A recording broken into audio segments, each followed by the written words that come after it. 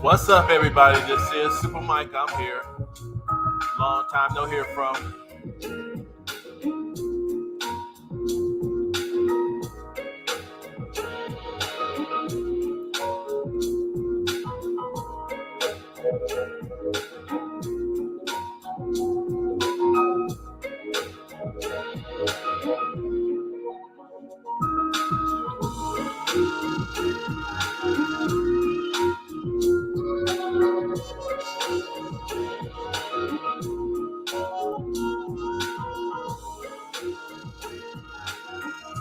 We'll get into a few things today.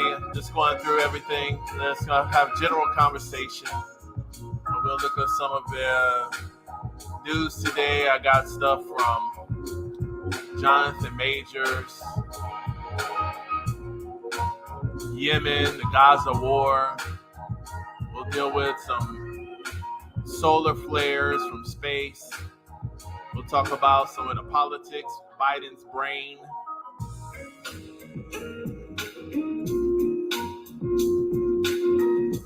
What's up, everybody? Make sure y'all press the thumbs up for me. Share it. You can press a little share.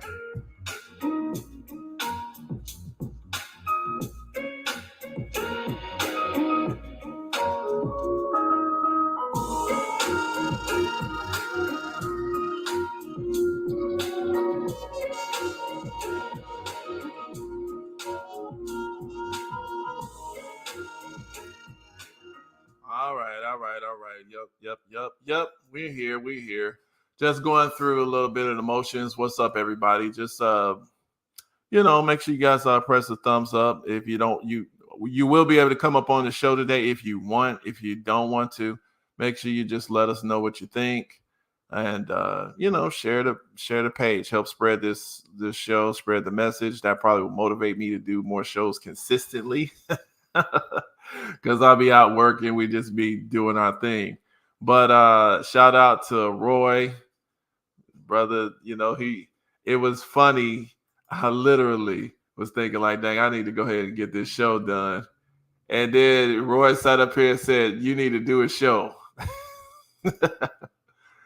And so, my lack holy is what he is, Malakoli. So anyway, we're gonna do this real quick, and not real quick. We'll take our time, but so what's on everybody's mind? Say what's up to whoever's checking us out right now. I was looking at, there's a lot of different news out here, so. But the stuff that people are not really looking at, let's try looking at that a little bit first. The thing is, I don't know if everybody heard of this thing called the Carrington event. So this thing called the Carrington event is about a solar flare. Oh, let me see. Let me see if I'm going to type it in so y'all can see it. So the Carrington event, it's about a geomagnetic storm. And a lot of times, so let's look at this real quick. We're just going to look at some of this, get everybody checked out on some of this space news. Because actually that's real news, because that can affect you. And let's see if I can, okay, share it. Dang, did nothing in a while. So the Carrington event, space. So the Carrington event, history's greatest solar storm. So when storms, you got these geomagnetic storms that happen on the sun. And when they get big enough, the one thing, the blessing that we got on Earth is we got a force field. It's a magnetic force field. We got a fire force field, which is our atmosphere. So when things come into our atmosphere at speed, they burn up, literally. So that's a force field. But then you also have small particles of uh, magnetic particles that comes off of the sun from our solar winds, from solar winds. Okay. And that pushes all sorts of debris and material out of our close solar range. So all of these comets that would kill us and all kind of stuff gets pushed out by the sun, these big solar winds. And but if you don't have a magnetic force field on your planet, then those solar winds can mess your whole atmosphere up and kill everything that that could grow on the surface. So sometimes they get a little stronger than at other times, and sometimes they penetrate the atmosphere a little bit more. And then what you do is you get these magnetic events. And so let's read a little bit of this just to get everybody idea. So the sun has actually been acting up a lot more lately. So we'll just go through one of the events like this. It's called extreme solar storms, such as in 1859 Carrington event can play havoc with technology on Earth. Now, at that time, they didn't have they weren't dependent on the technology with electrical systems and stuff like that as we are now. But if this was to happen today, your internet's gone. They literally will burn up a lot of the electrical grid, because the metal that these particles would hit would induct electricity, basically high volumes of electricity, and it's so much they could overload and fry some of these systems. So the Carrington event was a large solar storm that took place at the beginning of September 1859, just a few months before the solar maximum. Okay, so the sun has these little routines. Basically, it has just like the Earth has cycles. The sun has cycles. So solar maximum. So in August 1859, astronomers around the world watched with fascination as the number of sunspots on the solar disk grew. Among them was Richard Carrington, an amateur skywatcher in a small town called Red Hill near London in England. Carrington was sketching the sunspots. He was blinded by a sudden flash of light. Carrington describes it as a white light flare. According to NASA, the whole event lasted about 5 minutes. The flare was a major coronal mass ejection.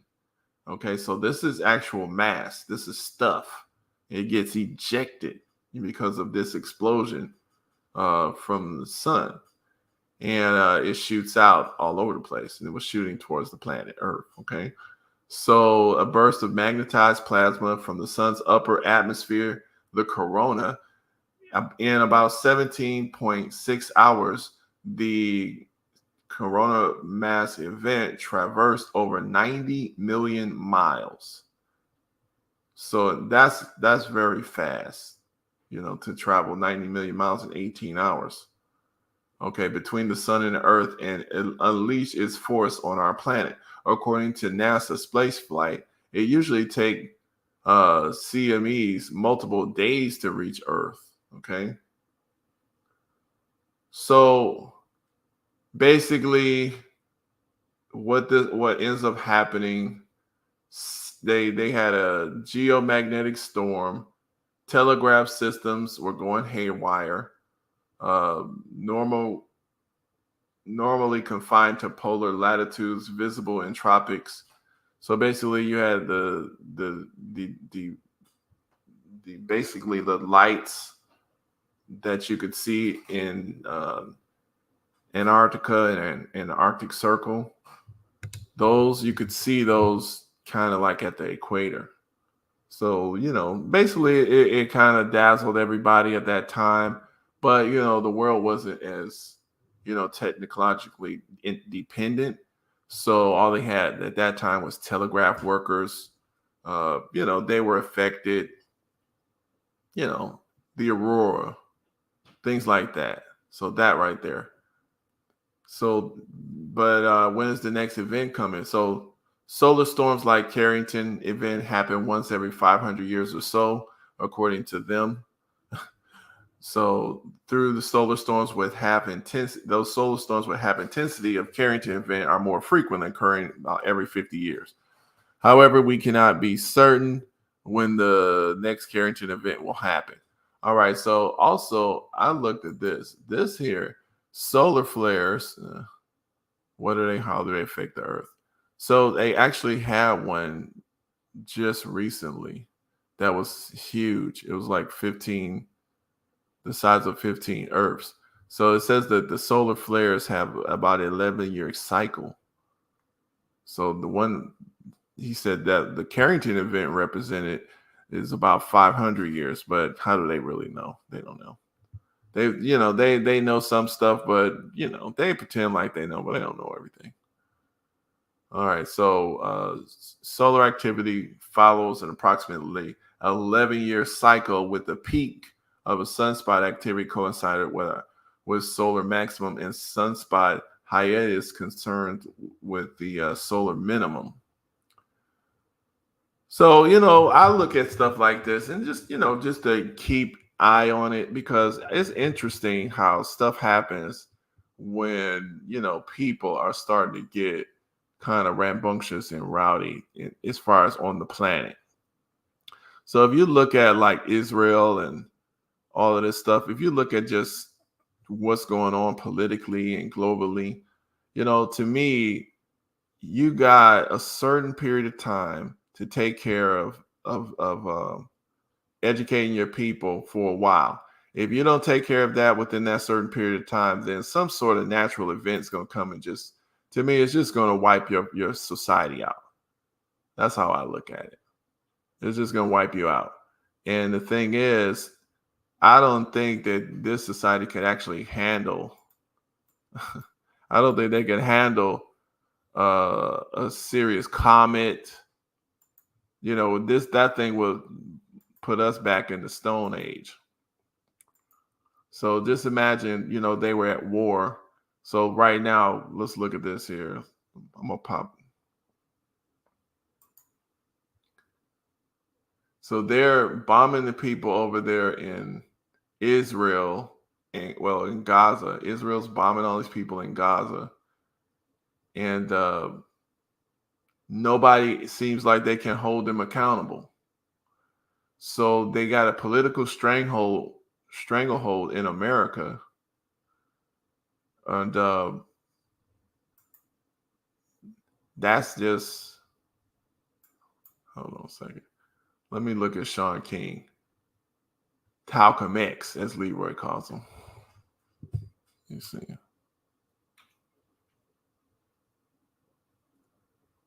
Wrong one. Let me see. I think I spelled it wrong.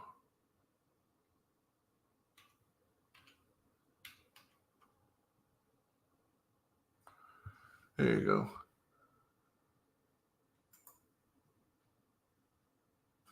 Yeah. So the thing is, he shows a lot of this dead Palestinians.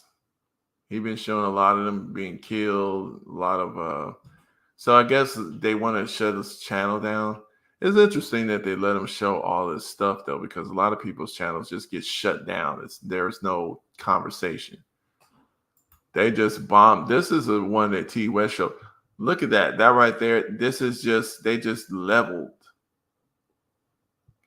So what's going on in Gaza is so utterly overwhelming that yesterday the United States and Israel made several city blocks of homes and everyone and everything in them and around them completely disappear. And the world moved on and it didn't even get a single mention in 99% of all news outlets. Again, if you ever want any to imagine what coverage should look like, just imagine if Hamas did this to an Israeli neighborhood. That there is your answer. So my thing is with him too, he's talking about the world.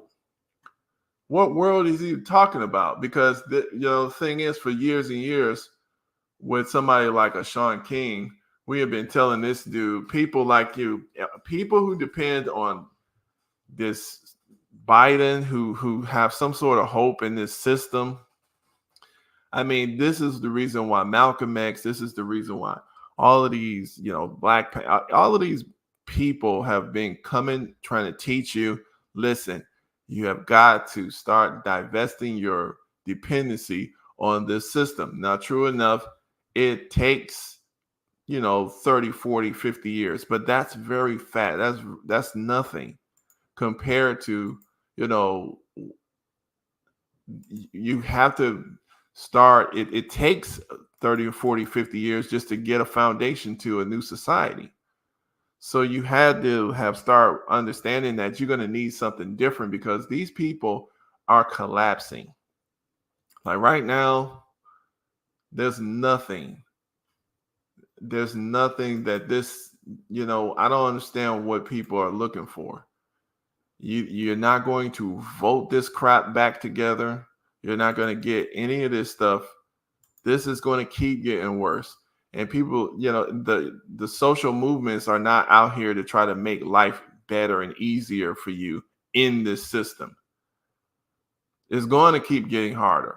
It just gets easier when we understand that we have to rebuild our own stuff. And you don't rebuild. First of all, you have to even learn the basic tenets of building something. All societies are based on an idea.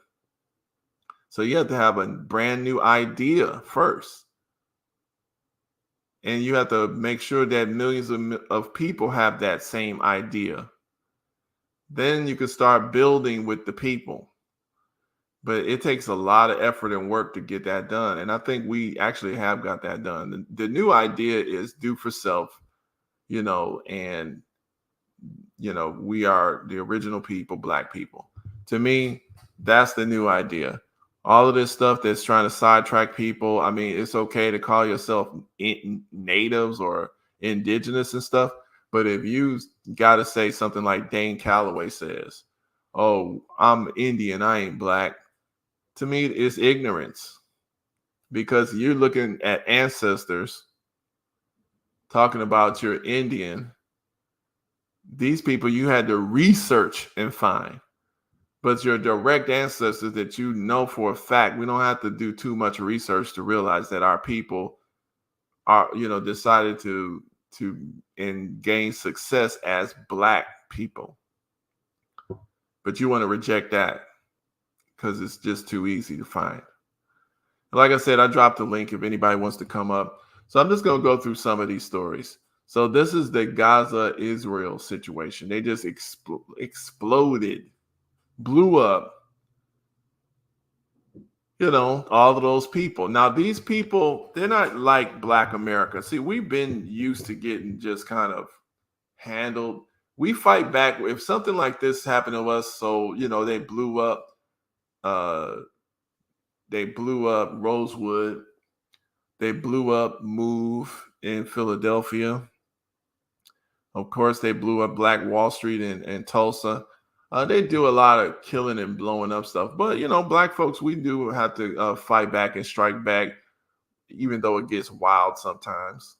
A lot of times we're still trying to mentally integrate, that's the problem. We got to stop that integration mess.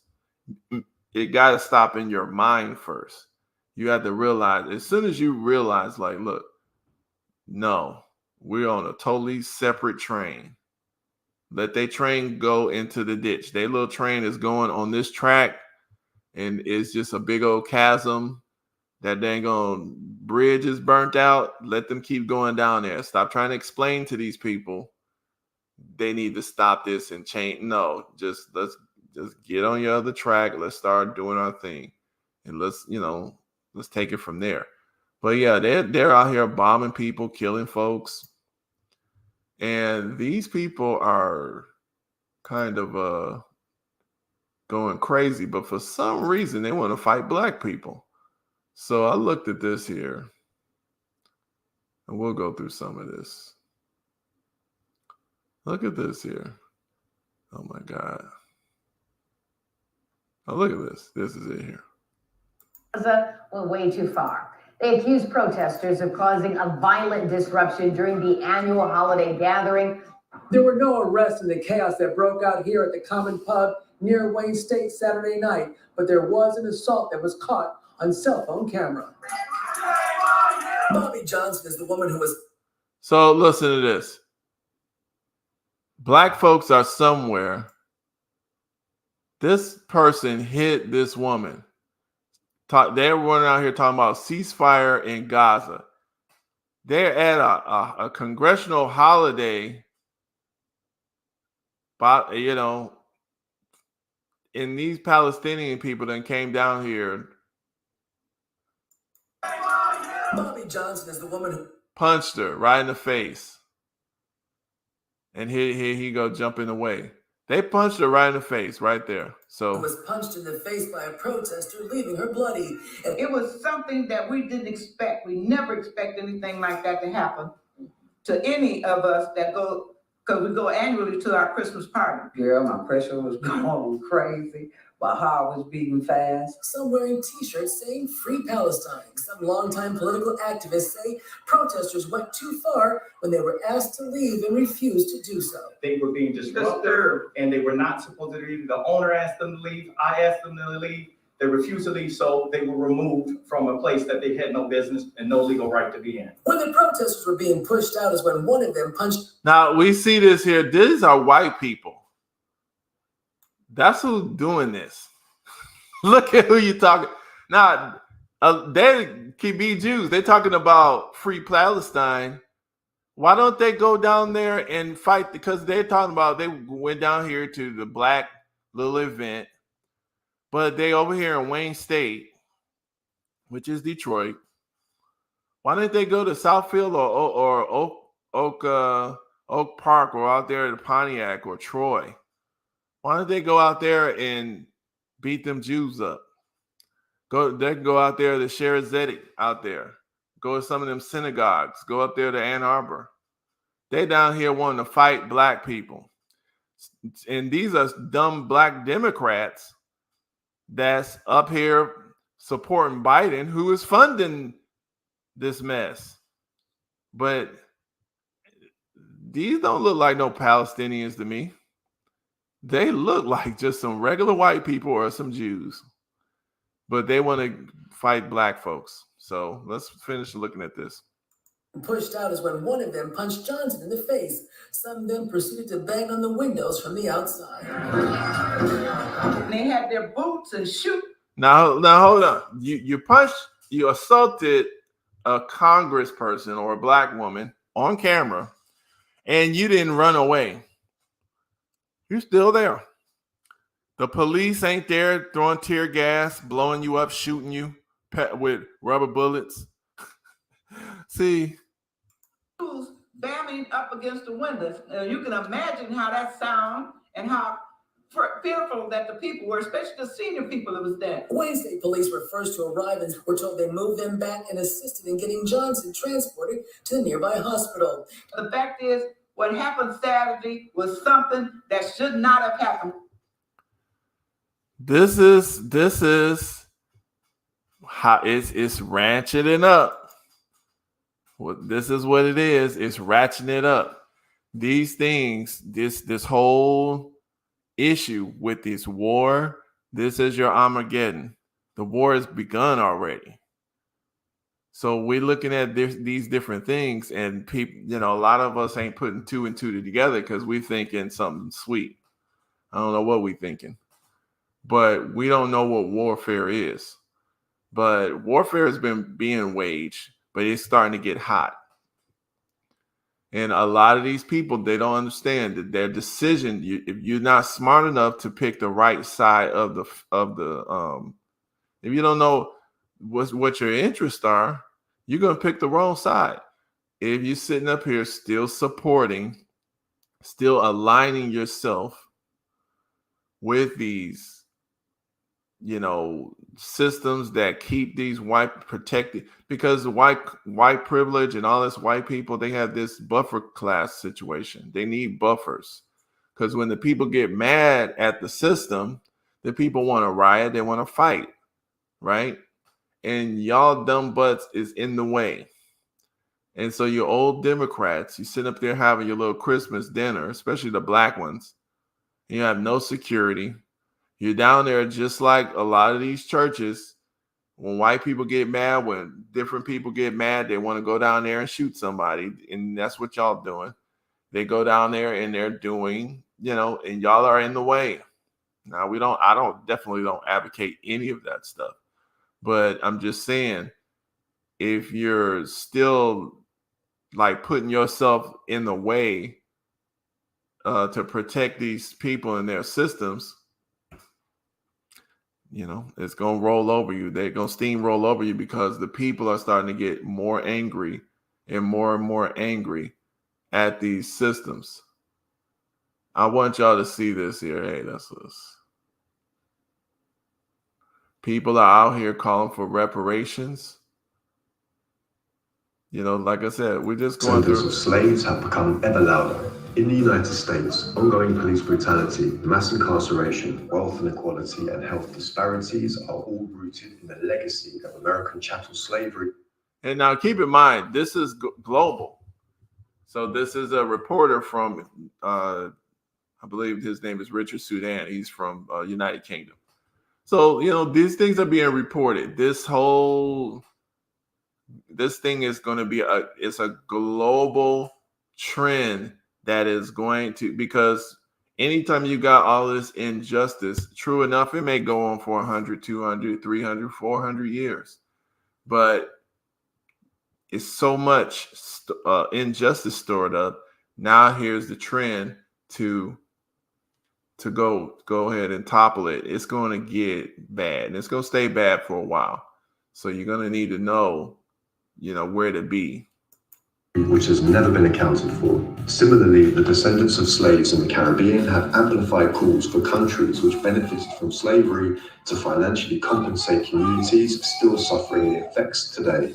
In the United Kingdom, despite comprehensive work by academics able to calculate monies owed for unpaid labour and psychological trauma, the UK government has failed to even acknowledge Britain's role as a leading slave trader. Instead, much of the UK incorrectly believes that Britain was the first country to end slavery, when in reality, the first nation to outlaw the practice entirely was Haiti in 1804.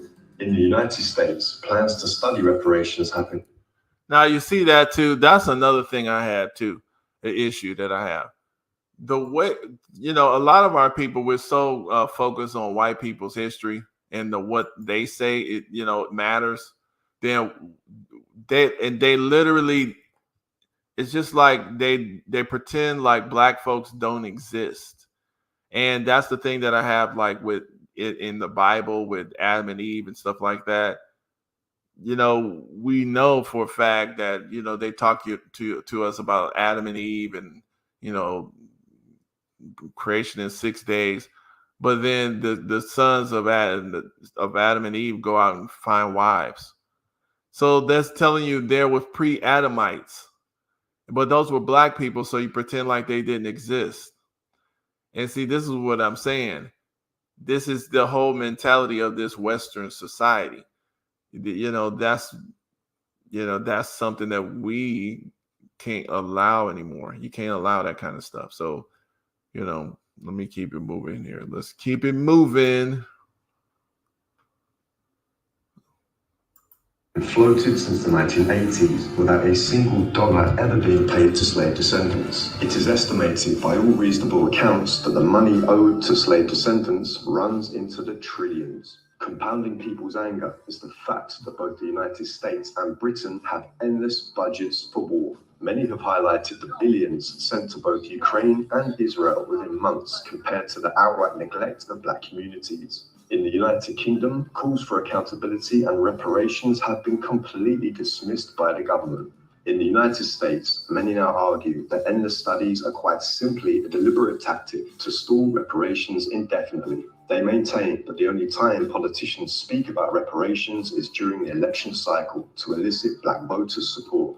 The reality is, many other groups have received reparations for the crimes inflicted upon their communities. Such groups include Native Americans, Alaskans, Jewish communities, Japanese Americans, and even slave owners. The only group yet to be compensated for the most brutal chapter in history of black communities. Many analysts now suggest that this state of affairs could cost politicians at the ballot. With elections on the horizon in both the United Kingdom and the United States, demands for justice will once more take center stage. The question is, will politicians acknowledge those calls or continue to pay lip service to reparations and accountability, which could cost them a high political price? So there it is. You know, we got to get that reparations. But see, my thing is the fight for reparations. See, a lot of people they want to convince you that you'll never get something. So don't even fight. Stop wasting your energy. Then that allows them to maintain their position.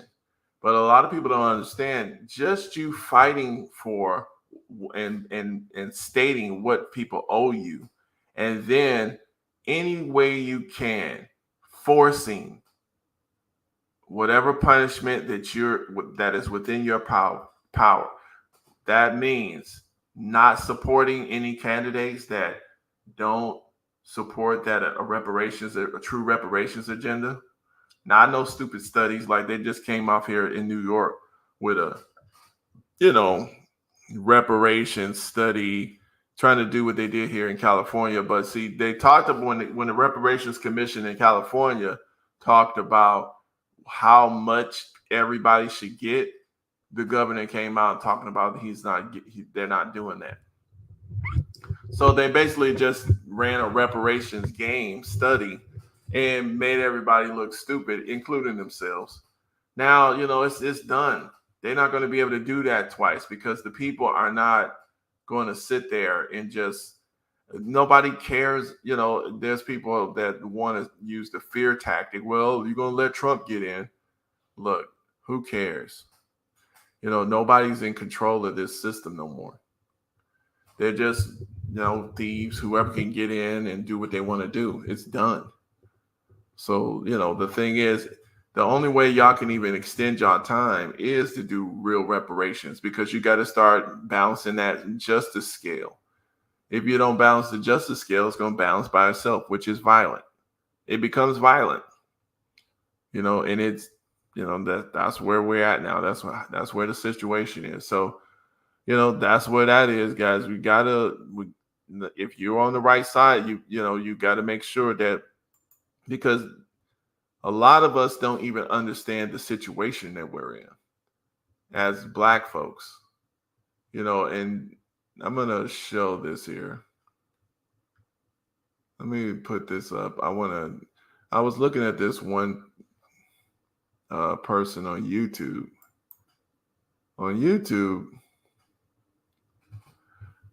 And not just YouTube, but even Facebook. I was noticing that there's a lot of, at least I was getting a lot more propaganda that attacks some of the fundamental, some of the fundamental, just core tenets of the Nation of Islam. For some reason, this is coming out again. So I wanted to address some of it. Let me address some of this here. I seen something that said, "Oh, this old thing, did the nation." We cannot talk about the assassination Hold on a second. This is the same person though, but let me see here. So did the FBI kill Malcolm X? What else? We got Father Divine and Elijah Muhammad. We have this person. Why she didn't join the Nation of Islam, like somebody cares, but I mean, I guess a few people care.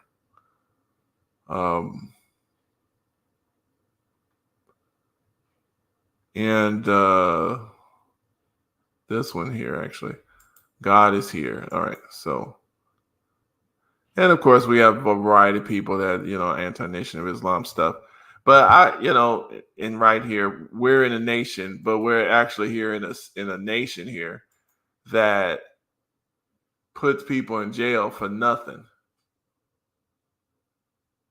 Black folks been in jail, and they're supposed to smile when they get released after 50 years of saying that they didn't do whatever it is that they've been charged with doing. And everybody's supposed to smile and say, wow, won't he do it? Didn't God do it? Let me see something here.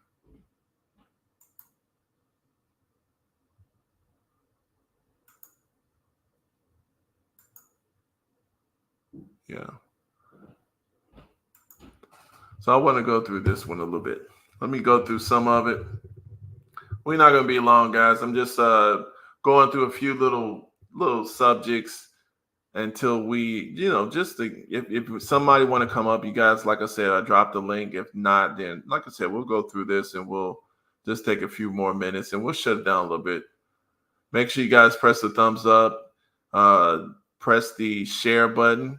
If you haven't subscribed, make sure you subscribe. You can go to YouTube. We're blasting on YouTube, X, formerly Twitter. And we over here on Facebook, Black is Not a Color. And so I got the link dropped in those two spots. I guess I can drop it over here. Let me see. Let me see how it looks over here.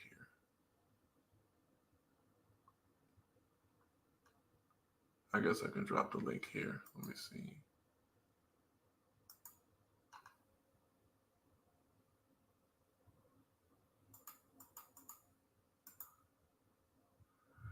Trying to see, I need to drop it here on this X thing, but I can't drop it there because I don't have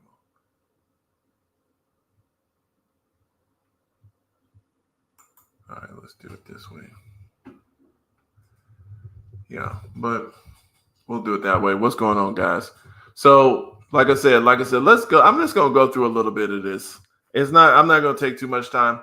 But see, this is one thing I hate about people who do documentaries, who, have this, I guess you can do a documentary. Of course, you're going to have an opinion. You can put your opinion in there. That's all good.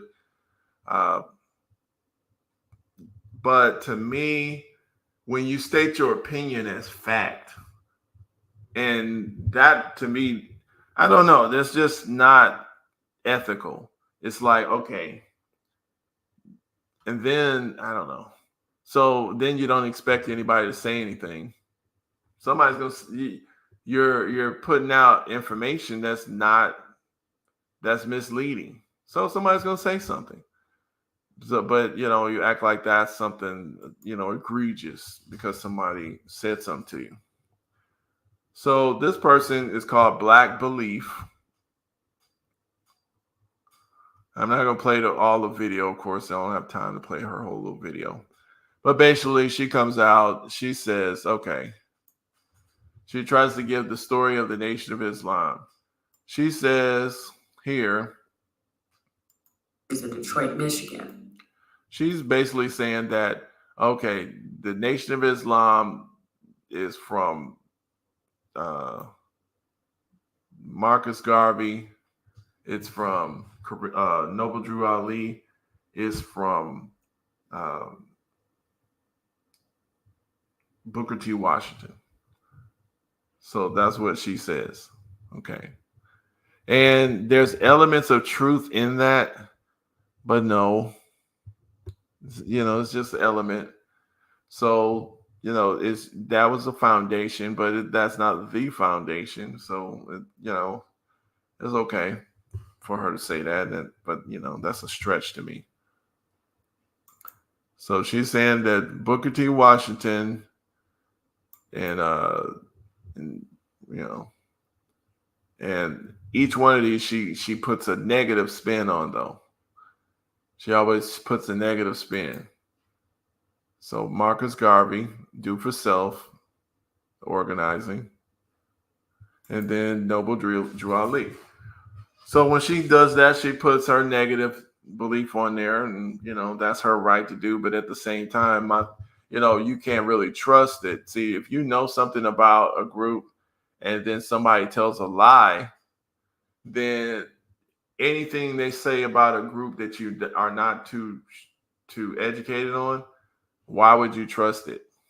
I mean, I would research it. I'll say it that way. She talks about how Honorable Elijah Muhammad was poor, and you know, then she passes this picture off as. Hold on a second here. She says that the Ahmadiyya is the foundation of the Nation of Islam, which is conjecture. Now, we do use the Quran from the Ahmadiyya, from Maulana Muhammad Ali. So we use the Quran there. But, you know, there's something there, but it's not, that is not the form of Islam that is being taught to us in America that's going to, you know, resolve our issues.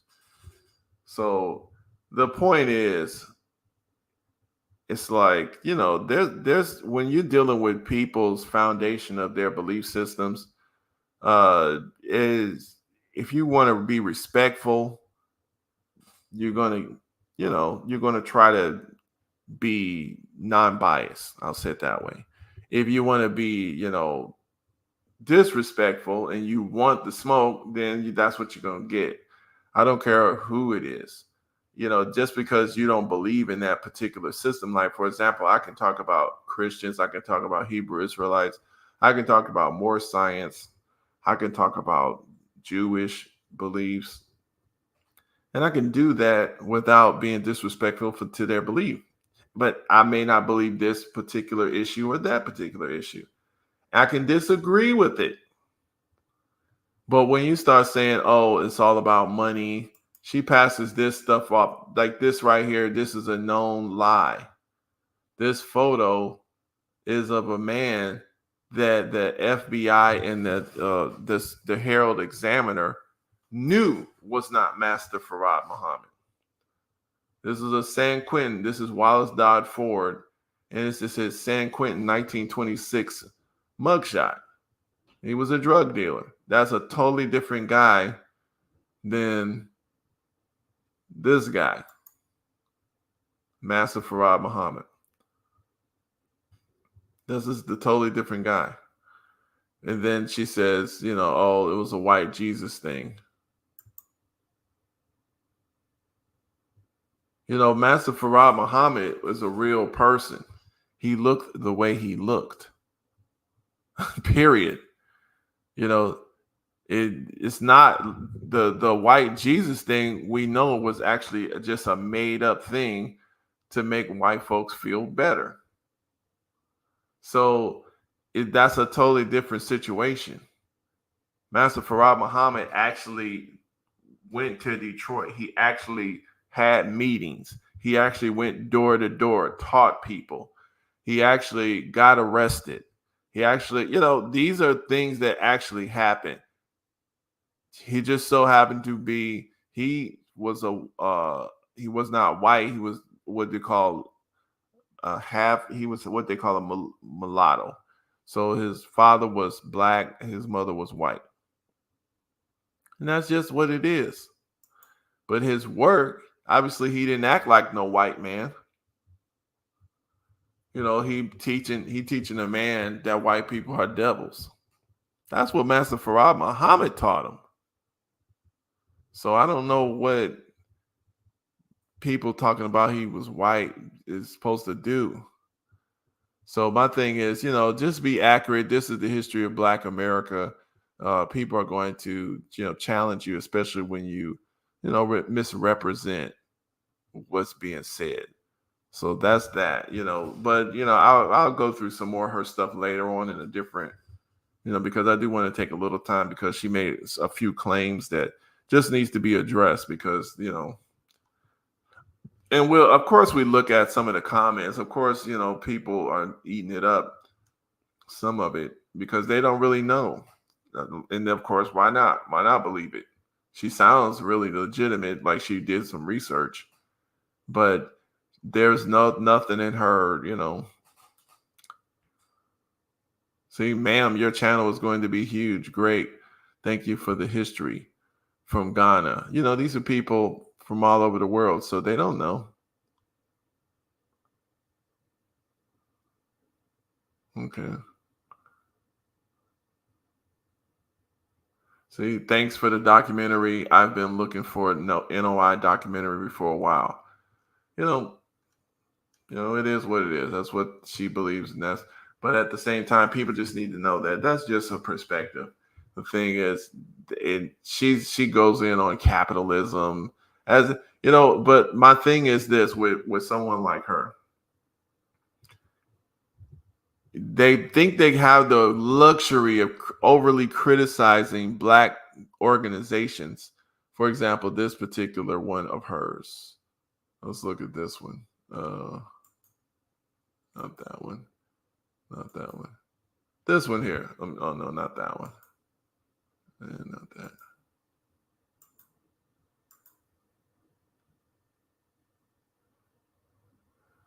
Oh, let's see. Well, let's do it this way. Let's look on her channel. This is, and she does a good job, but as far as doing the presentation. Okay, this one here. And what she did is she made the documentary and then she just clipped off her own first documentary and made other videos added to it. But, it is what it is. So with this one, she goes over some people who were part of the Nation of Islam and left.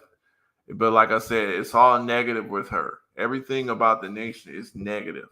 And if you were just to listen to her content and believe just her, then, I don't understand how you could have an organization producing so many positive results when it's just all gloom and doom there.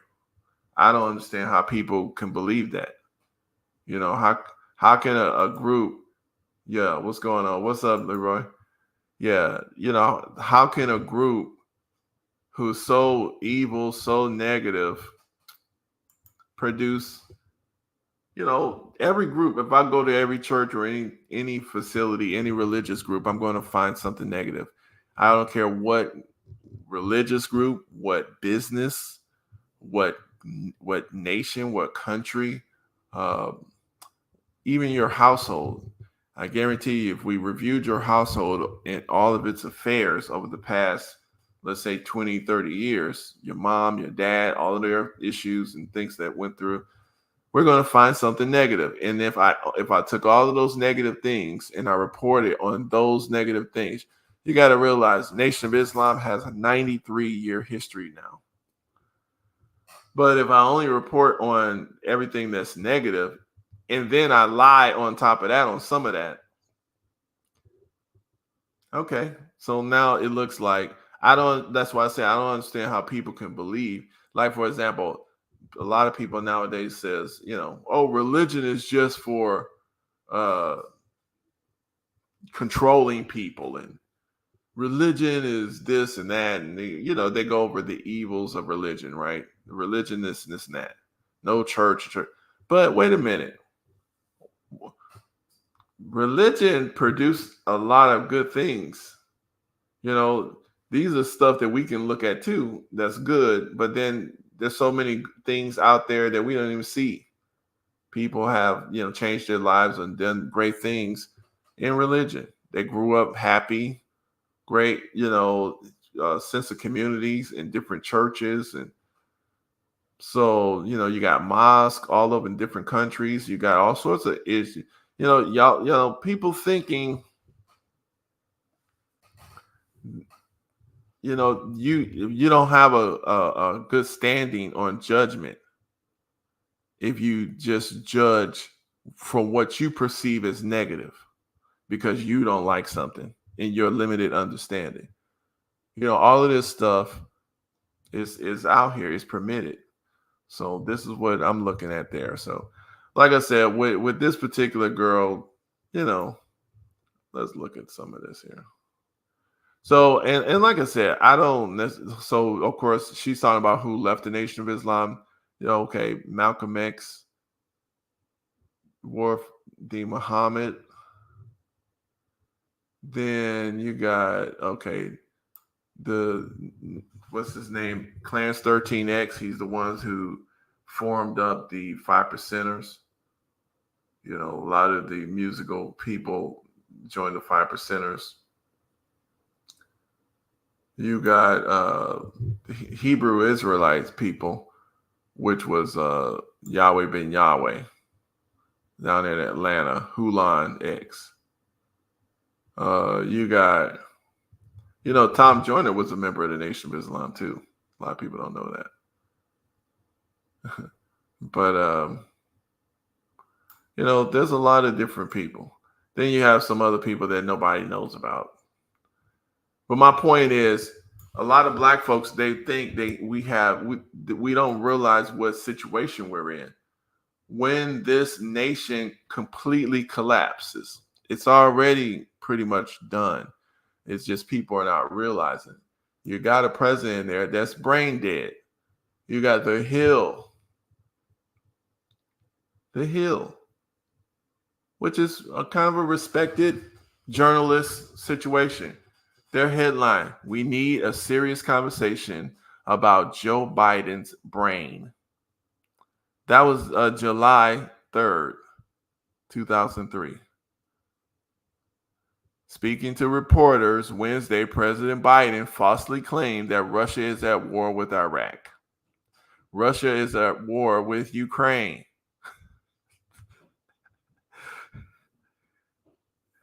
There's nobody in control. This is what a lot of us are not understanding. You're going to have to form an operation. You can't hang with white people no more. Okay? That's almost done. The only way that you're going to be included in a white society is as a slave. That's their mentality. That's their mindset. You're going to have to learn, as black folks, especially us in America, we're going to have to learn how to run things, control things, maintain operations. We're going to have to learn how to deal with problems, how to use, law, how to use systematic judgment, all of that. Because this right here, you got a foreign country running this is a guy, he was hired by the president, but he looks like he's more in control over the systems and stuff. This is, what's his name? Klinkman. He's the Secretary of War. He's looking at Biden like, you shut up and let me take care of this.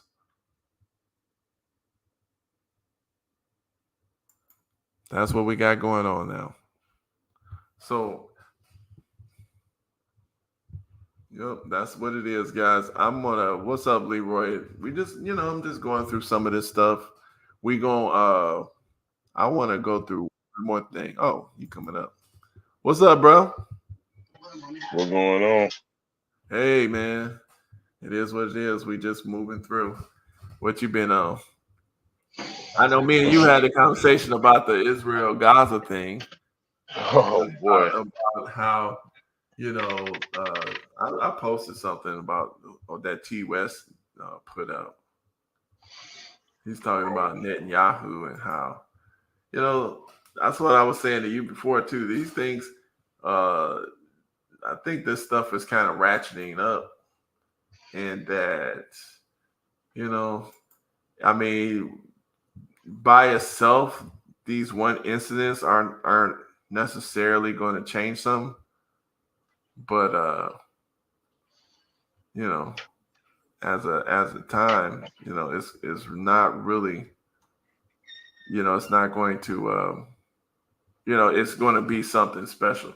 I'll say it's going to be something traumatic. I'll say it that way. Like, yeah, like look at it. So let's look at this real quick. Oh man. I'll see this. Hold on a second. Let me see if I can get this on the screen right. Very dramatic. Yeah, I mean, I was trying to think of the right word, but it's like basically. Oh no, that's accurate. Oh, here it is. Here it is. We will not stop the war until we achieve all of its goals, completing the elimination of Hamas and releasing. Surrender or die. Netanyahu should be concerned with his own impending death. Apparently. Yeah. See, T West putting it out there. He like, and he's doing it real smooth and professional. He's actually how a news anchor should be. Really. But he came out of that industry. Well, yeah, he, obviously is professional, but see, when you have character and won't compromise on stuff, you can't survive. See, the truth tellers can't. Mr. Netanyahu has been watching they won't have you. Hollywood movies.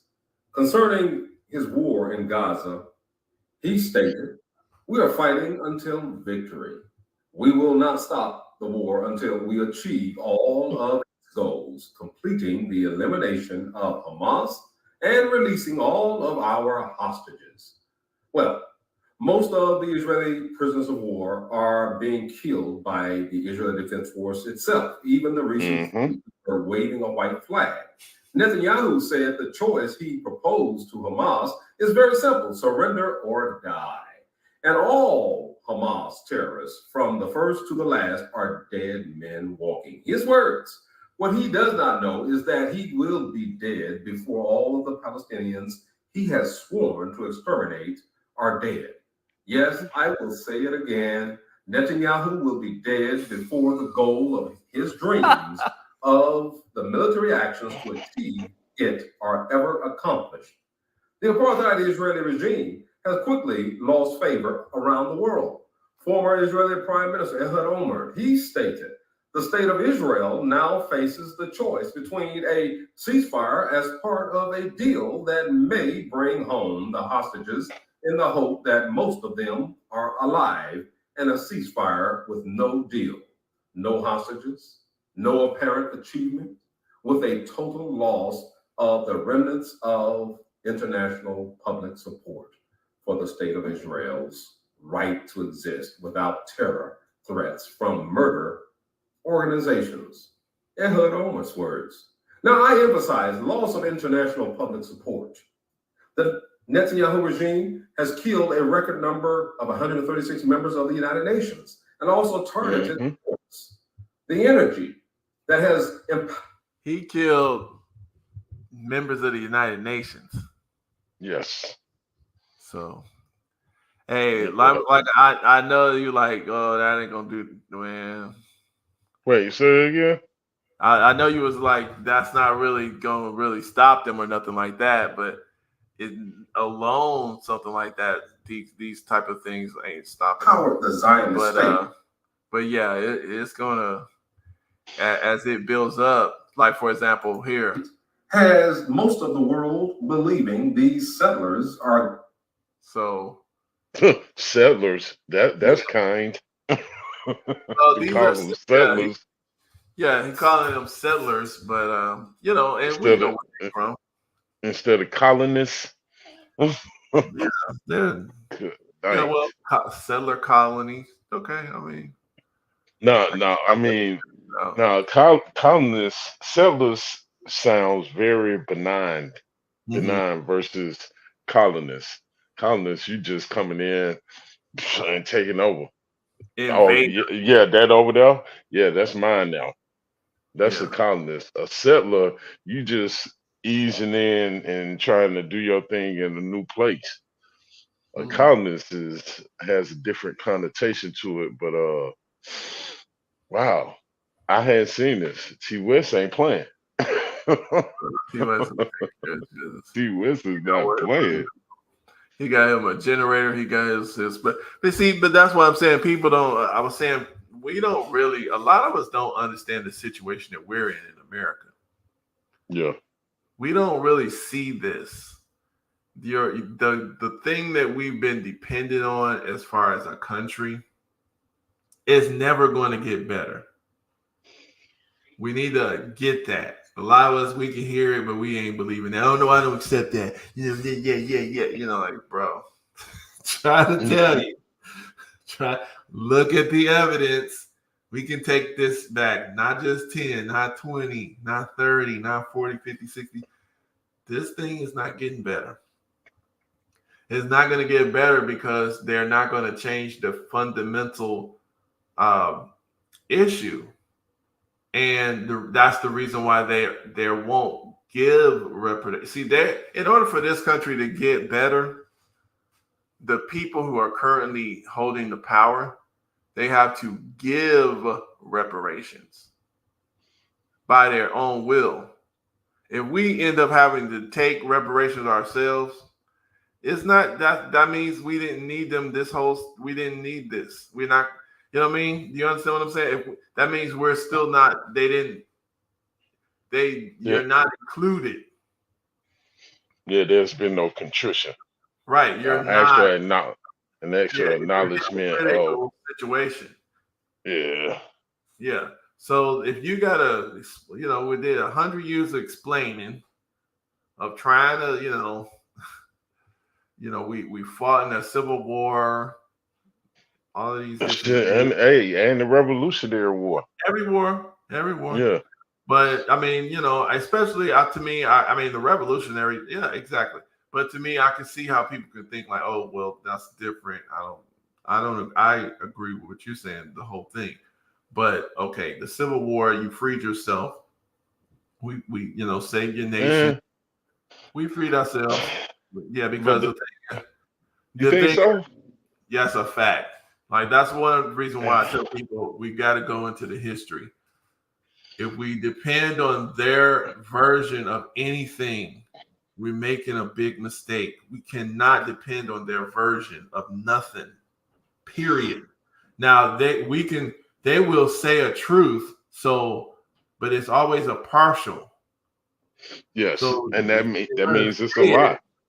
but it might be a straight up lie too, yeah. But sometimes they will say something that's true, it did happen, but it's not the context. I'll say like they'll say just a partial of it to make themselves look better. Like they still held the power. And I'm just gonna say this just real quick and then move on the point. The reason why I said that we freed ourselves. Okay. Even what's his name? Abraham Lincoln said. Lincoln said this. This is not the only thing, but this is one easy thing. He says, if it was up to me and we can save the Union without releasing the slaves, then I would do it. Okay, check out what you said. Well, not what you said, but what you Right. quoted. He said, if I could keep the Union without releasing. Mm-hmm. Releasing, that means it's something that he feel like he did. And all I'm saying is I don't believe the Civil War was about uh, us being free from slavery. Because if it was, some of the issues that we dealt coming right out of that wouldn't have happened. I mean, it's what's very hidden, and I'm not familiar with all the history, is the other slave rebellions that happened during that time, leading up to the Civil War, because it wasn't just Nat Turner. There were others. Right. If Exactly. if that history progressed, maybe that brought the pressure of, you know what, let's have a civil war and uh make it, quote, I'm throwing up air quotes, official, that they are free. Because if we don't and they take it, all of this will be over. There will be Okay. no United States of anything because, an enslaved population that frees itself changes the dynamic of the situation not only the slaves were in, but everyone around them. Right. And now you actually got it. And you said you wasn't familiar with the history, but you pretty much got it because there were other slave rebellions. They're documented. They're just not spoken of. That's what I mean by they pretend like black folks don't exist. And that's another criticism that I have in the versions, the way the Bible is preached. Okay, the way the word is preached Hmm. from the Western sources.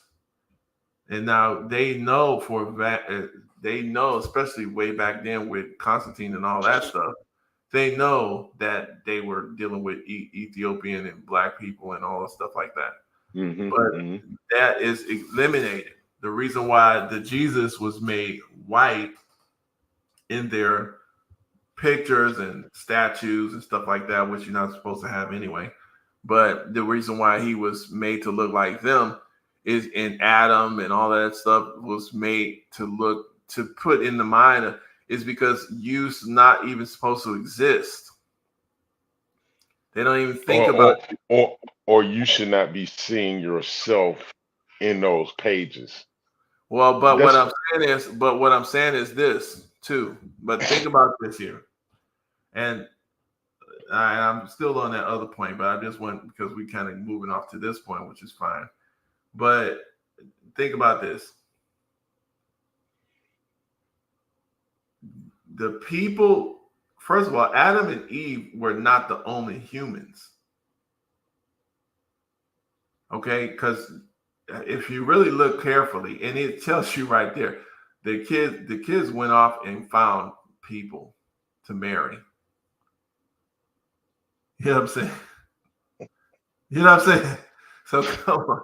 That right there is enough right there. And if people want to pretend like that, they didn't see that. I didn't see that. I didn't see that. But it's just the fact. It's not that the word is lying. It's that the preachers of the word is pretending that these are the only humans that existed on the planet. That's not true. It is just not. It's pre-Adamites.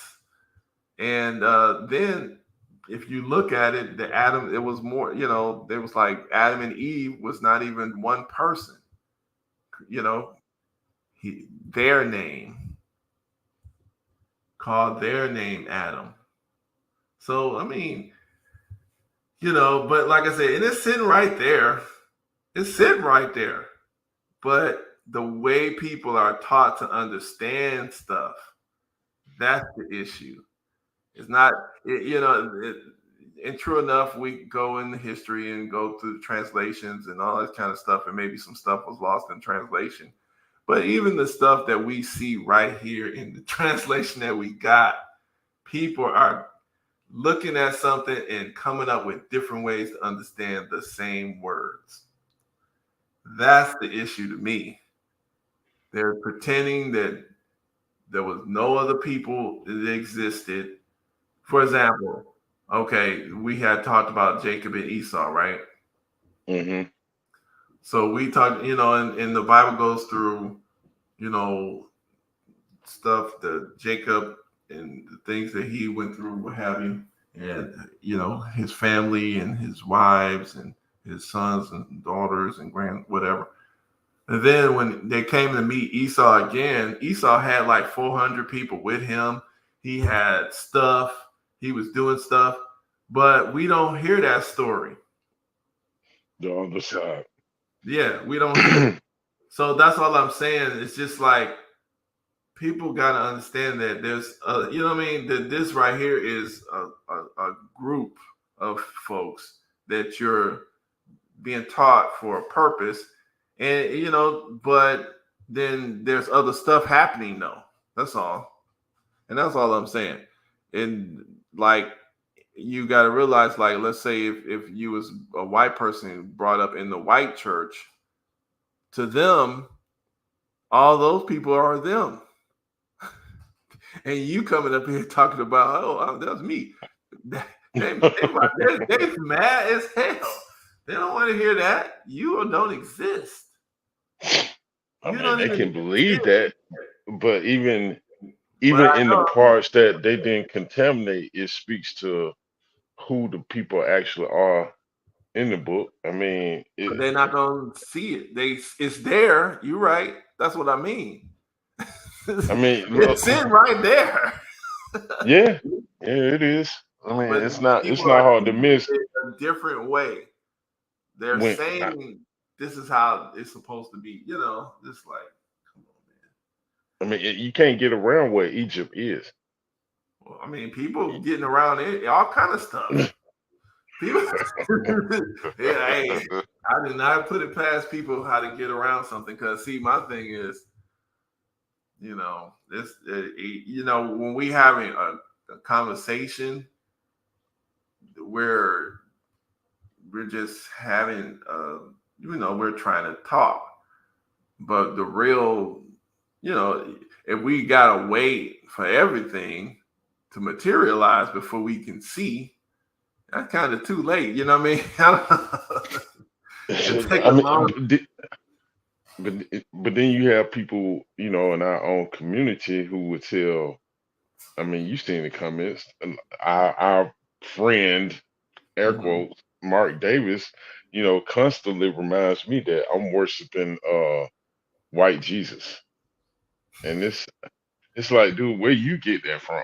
Because I've never said that, and I know what it is. I know he wasn't white. He Right. wasn't. He wasn't just kind of brown like how some white people who will walk up to the edge and say, well, he was a person of color. Nah, he was more than just a person of color. He didn't.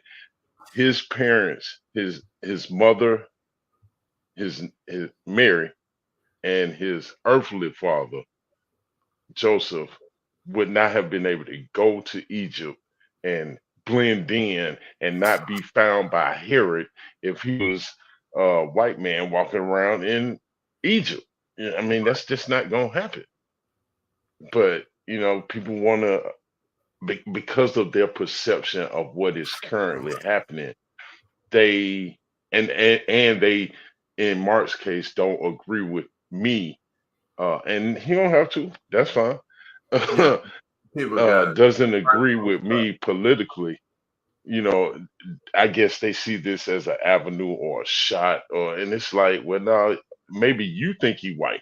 Right. Maybe that's why you keep saying it because that's what you believe. But I've never said that, and because they can't deal with, you know, what you're saying in uh, uh, another point of view, they go to these other things to try and, I guess, knock you off your point. Right, right. Because they're, yeah, like you said, they're mad at you for you talked about Joe Biden, and then now Yeah, here's another situation, totally different issue.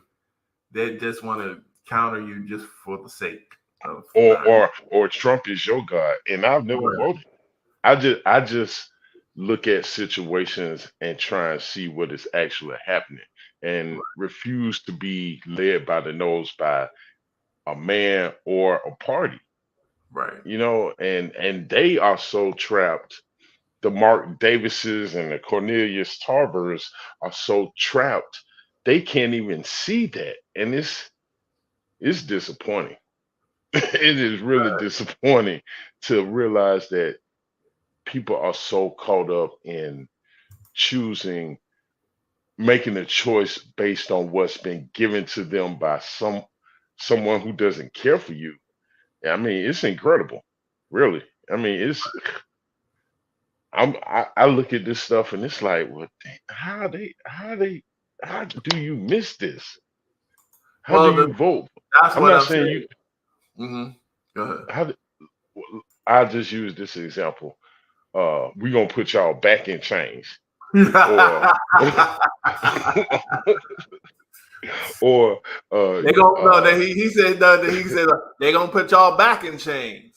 that's right. Get that inflection right, Mike. They gonna put y'all back in chains. And then you gonna go and vote for this person who said this. I'm not saying, look, you need to go vote for the other side. Just recognize what just happened. That's what I'm saying. But there's if you bring that up, then I'm off the rip, you're a Republican, and that's not true. Well, the thing is it's mind control. See this right here. That's why I always say, and I say it time and time again, dude, it's not easy because we're all susceptible to that. It's called when they say cognitive dissonance. Hmm. A lot of us hear it and we just put it on everybody else. It's real. For example, like even before, for example, so I kind of grew up in the Nation of Islam, right? So Okay. when people go off on certain triggers, let me say what this one. All right, so this girl here. So like I was talking about this girl here, Black Belief. And she does a documentary on the Nation of Islam, and she's going through what she researched and stuff like that, right? Now, these various children whom you have enumerate. So these things that she heard from the outside and she researched it, and she believes it because she researched it and she's seen it on the internet, and she gets some facts and figures together to kind of make a conclusion, right? Oh yeah, And because they would never lie on the internet. right, no, and I mean, the thing is, you can actually deceive somebody with just the truth, but half truth. Yes. You ain't lied to them, but you didn't tell them the full story. And so Yeah. they're going to make a conclusion on their own based on the limited information, and then you just let them go. You didn't lie though. Yeah, you just didn't equip them properly. Right. Well, you didn't. Yeah, you didn't make sure that they have the understanding that they would make, a more informed decision. So anyway, but whatever, like I said, I understand people. That's fine because actually, I'm used to that. But when people, to me, if you are going to criticize, it's fine, but use the truth to criticize. Just tell the truth and say, I don't like that, or y'all do this and I don't like that. This is what y'all believe, or this is what y'all said. Did you say it? Well, yeah. Okay, well, I don't like that. Okay, that's fair. But if you gotta lie, I should not have to lie and then say you said something which you clearly didn't say, or something like that, and then say I don't like y'all because of this thing that I lied on you about.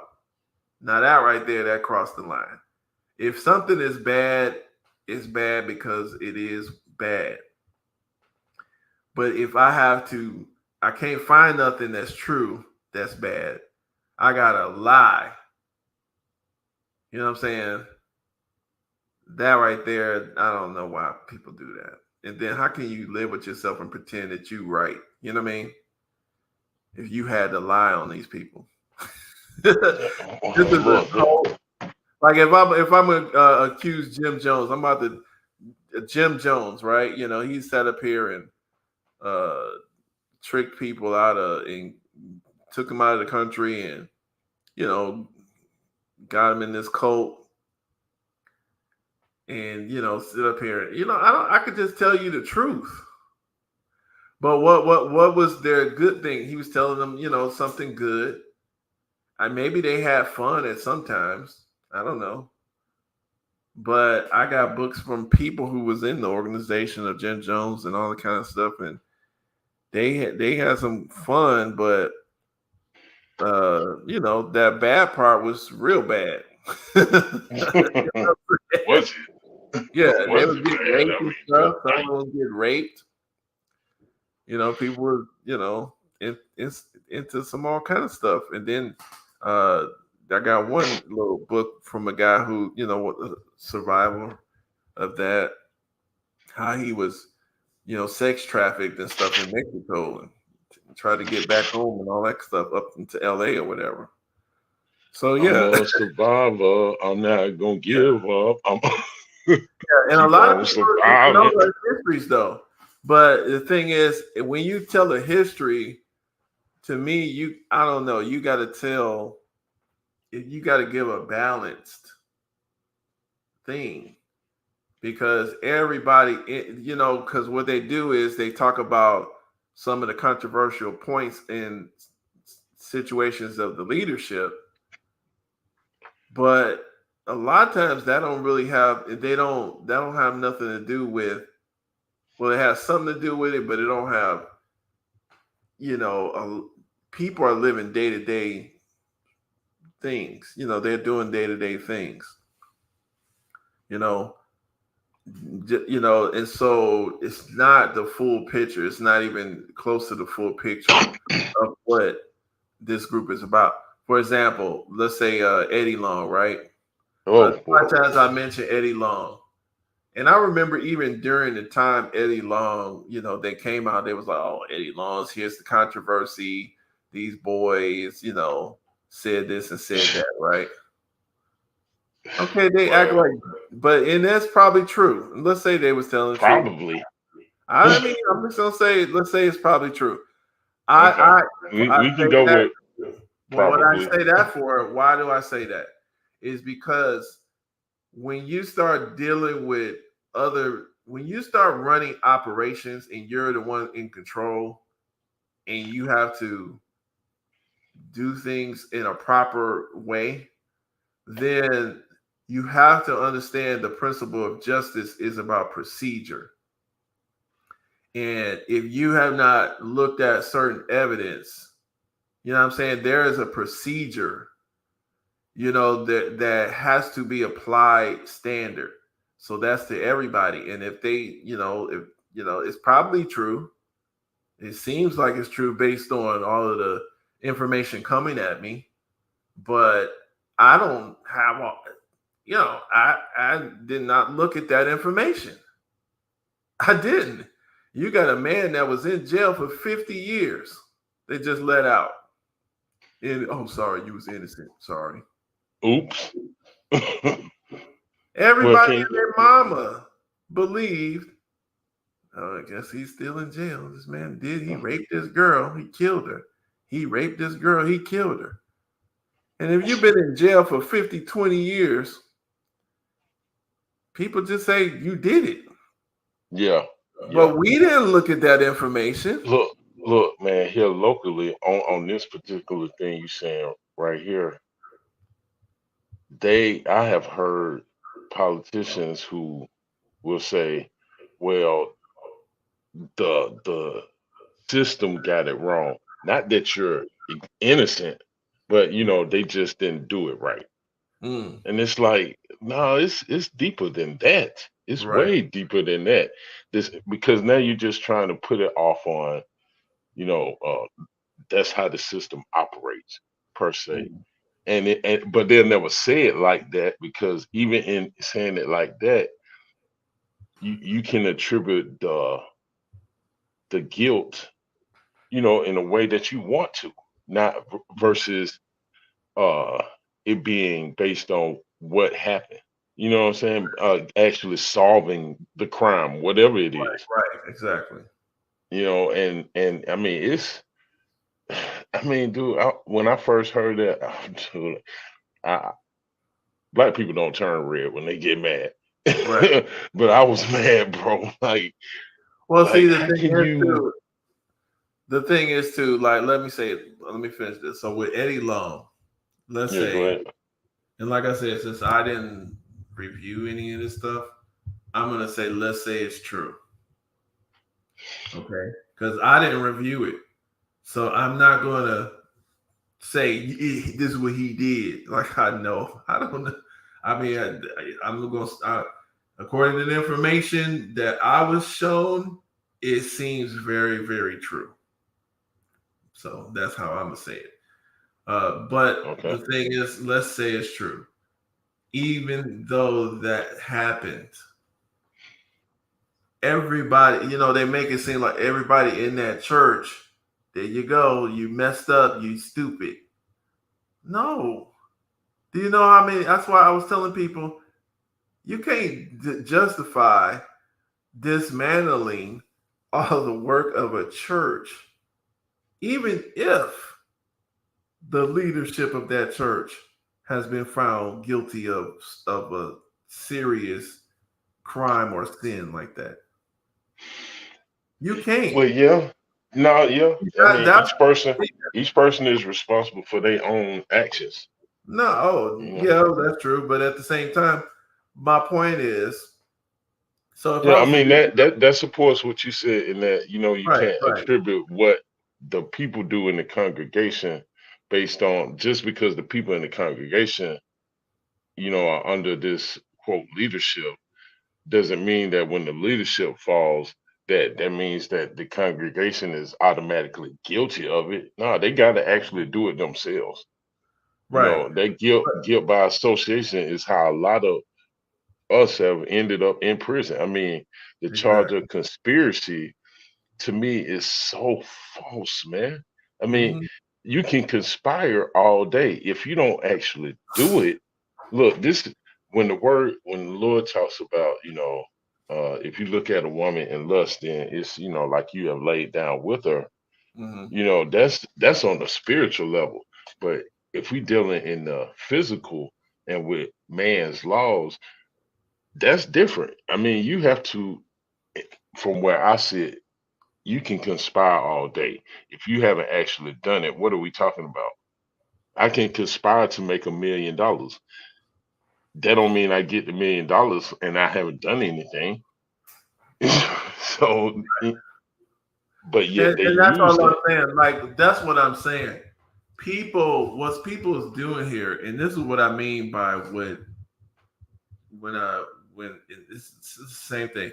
So I use that example like this. So Eddie Long, and that's why I picked him because, and that's why I said let's say probably is true because I do believe and believe I believe I know what's on the other side of the wall from me, but I don't know because I'm not looking at it. So I believe based on the information that I got from a source of a media that I believe also lies. So I don't, I believe based on that and some other little stuff over the periods of time that I've seen that I do kind of believe there's merit to what he was being accused of. Yes. So that's why I picked him. So let's say it's true. Even though that happened, you can't throw all the good stuff that he did away. Now, the punishment, see, okay, you are punished for your guilt of the incident. Do And we that still that pun that right? punishment could be just being exposed for what you did. Okay, it can be whatever the punishment is. I'm just saying that the punishment is what it is. Okay, but now because they can get people to hate the person now. Okay. Now I can say, yeah, his church needs to be taken. Huh. Yeah, we need to kick his kids out of this school. Yeah, hurt him some more. Just like it's like, wait a minute, what are we doing here? If we take the church has schools, the church has homeless feeding programs, the church has uh Property. real estate stuff going on that's Yeah. helping folks probably. The church probably has some bad stuff going on too, some other bad stuff. Let's investigate it. Let's see how many other people doing is engaged Hey, in this. big emphasis on probably. Probably. That's my Because point. yeah, big emphasis on probably because they replaced him with someone I actually know. I mean, I don't know him now as far as hanging out and I can call him and all that. But in our teenage years, I knew Jamal Bryant. And the person I knew then, I would have never thought would be the person that we see now. And Why he has not? followed. I mean, He's the same man. He's in there.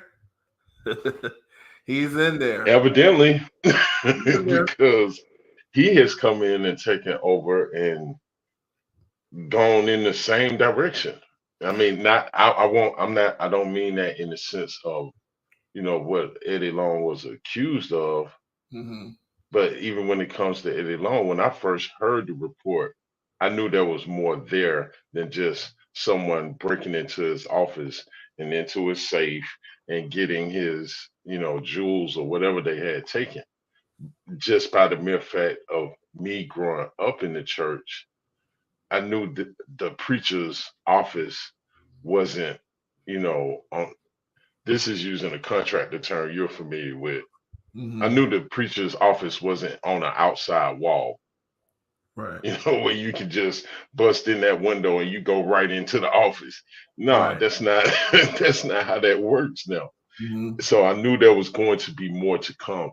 What it was going to be, I wasn't sure, but I knew there was more. Off rip, the same way I knew there was more when it come to Sidney Dorsey and the murder of Sheriff-elect Durham Brown. That when he was interviewed, he said, well, whoever did this needs to be punished to the fullest extent of the law. My spidey sense went off immediately, like, oh, dude, that's already understood. And from that, I understood immediately that he had some involvement. To what extent, I didn't know at that time for sure, but I knew there was some involvement because that's telling on yourself, much like how Netanyahu and his crew tell on themselves constantly. I mean, you say you the chosen people of God, but you don't call yourself Israelites. You call yourself Israelis or Jewish. Yeah. Oh my good. But the thing is, look at this. And let me bring it back to this part because I know we hit on some of the Christian, but let's go back to the Muslim. So with her, she criticized Elijah Muhammad. He says that he lied to people and that he had more than one wife, and but he was putting people out because they, because we're not supposed to have more than one wife, and we're not supposed to cheat on our wives. But that's what he was doing. So they say that's hypocritical, and I understand what people would believe that and see that. And of course, since they don't believe what we believe, then they're going to reject the explanation. It's like, okay, we think that's BS because that's just some religious stuff you bringing out just so you can have what you want, And so, I mean, I understand that kind of thing. But my thing is, and that she plays everything that supports what she believes. Like this guy is the son of Elijah Muhammad. He's the seventh son. His own father put him out the mosque several times. Because people would tell Elijah Muhammad what your son is saying and what your son is doing and teaching. He called him to the headquarters, and basically he said, "You got to leave the mosque." He put him out because basically it was the law. It's like you doing, hypocritical. You put you out. Okay, so that's all I'm saying. If you saying these things is bad, so she's listening to what this man is saying. He ends up getting control of the Nation of Islam, right? I don't know if people know that. Once his father passed away, he ends up getting, this is the seventh son. This is Warith. The guy next to him is Herbert, which is Muhammad Ali's manager. That's another son of Elijah Muhammad. They end up taking control of the Nation of Islam at that time in 1975. And they ran it right into the ground. All of the businesses and all of the stuff that the people worked for to build and everything on all of the schools, and actually Elijah Muhammad was building a hospital in the south side of Chicago for black folks. His whole neighborhood, all that stuff. They sold it, and they took some money from some Muslim clerics over there in Saudi Arabia to stop teaching the stuff that Elijah Muhammad was teaching. So, a lot of people agree with him. And you still see most of the black Muslim, like those, the ones who wear all the Arab stuff, the black ones that's in America, they're from him. They're from his organization. A lot of people don't even know what his organization was about. It was called the Muslims of America. And they were the Nation of Islam, but he literally changed the whole name, and they kind of faded into, they're there. Like my brother he actually is on here too. He's on our Facebook page, Kwame Abdul. But he wasn't in it because he's younger than me anyway. We was born way after this. But that group, the Sunnis, that's kind of from Imam Warith, which is Elijah Muhammad's son. They're Orthodox Islam people, but they're Black Americans. You know what I'm saying? And, they have different people, but they're Black Americans. So he took it over, and he just completely did, I wouldn't say a 180, but he probably did like a 150 from his father. Turned it almost all the way around because he kept Muslim. He kept a few things, but all this other stuff that, he threw that away. But his father already knew. That's why so to me, to listen to him about the thinking of Elijah Muhammad is kind of funny. Because he didn't think, he was mad at his dad. He was mad at his father because he actually was born when in the nation, like for example, it kind of sounds like Lucifer. Well, I don't. We don't say that. Because, look. I'm not saying he is Satan. Yeah, I see the comparison. I see it. Yeah. There is a comparison there. There is something there. But but just like you said last time, which is true. You know how we see something, as we were talking about, something that we as humans we might consider as bad, but it's because God's allowing it. It is good. You know what I mean? Do you remember when we was having that conversation? You said that all things work to the good of those who believe. That even though, I remember that. We may perceive it as bad, but God allows it to happen because it ultimately works to His good. Right. So that's kind of how that is looked at today. Well, we wasn't. I remember actually when I was little, there were the older folks there who literally were under this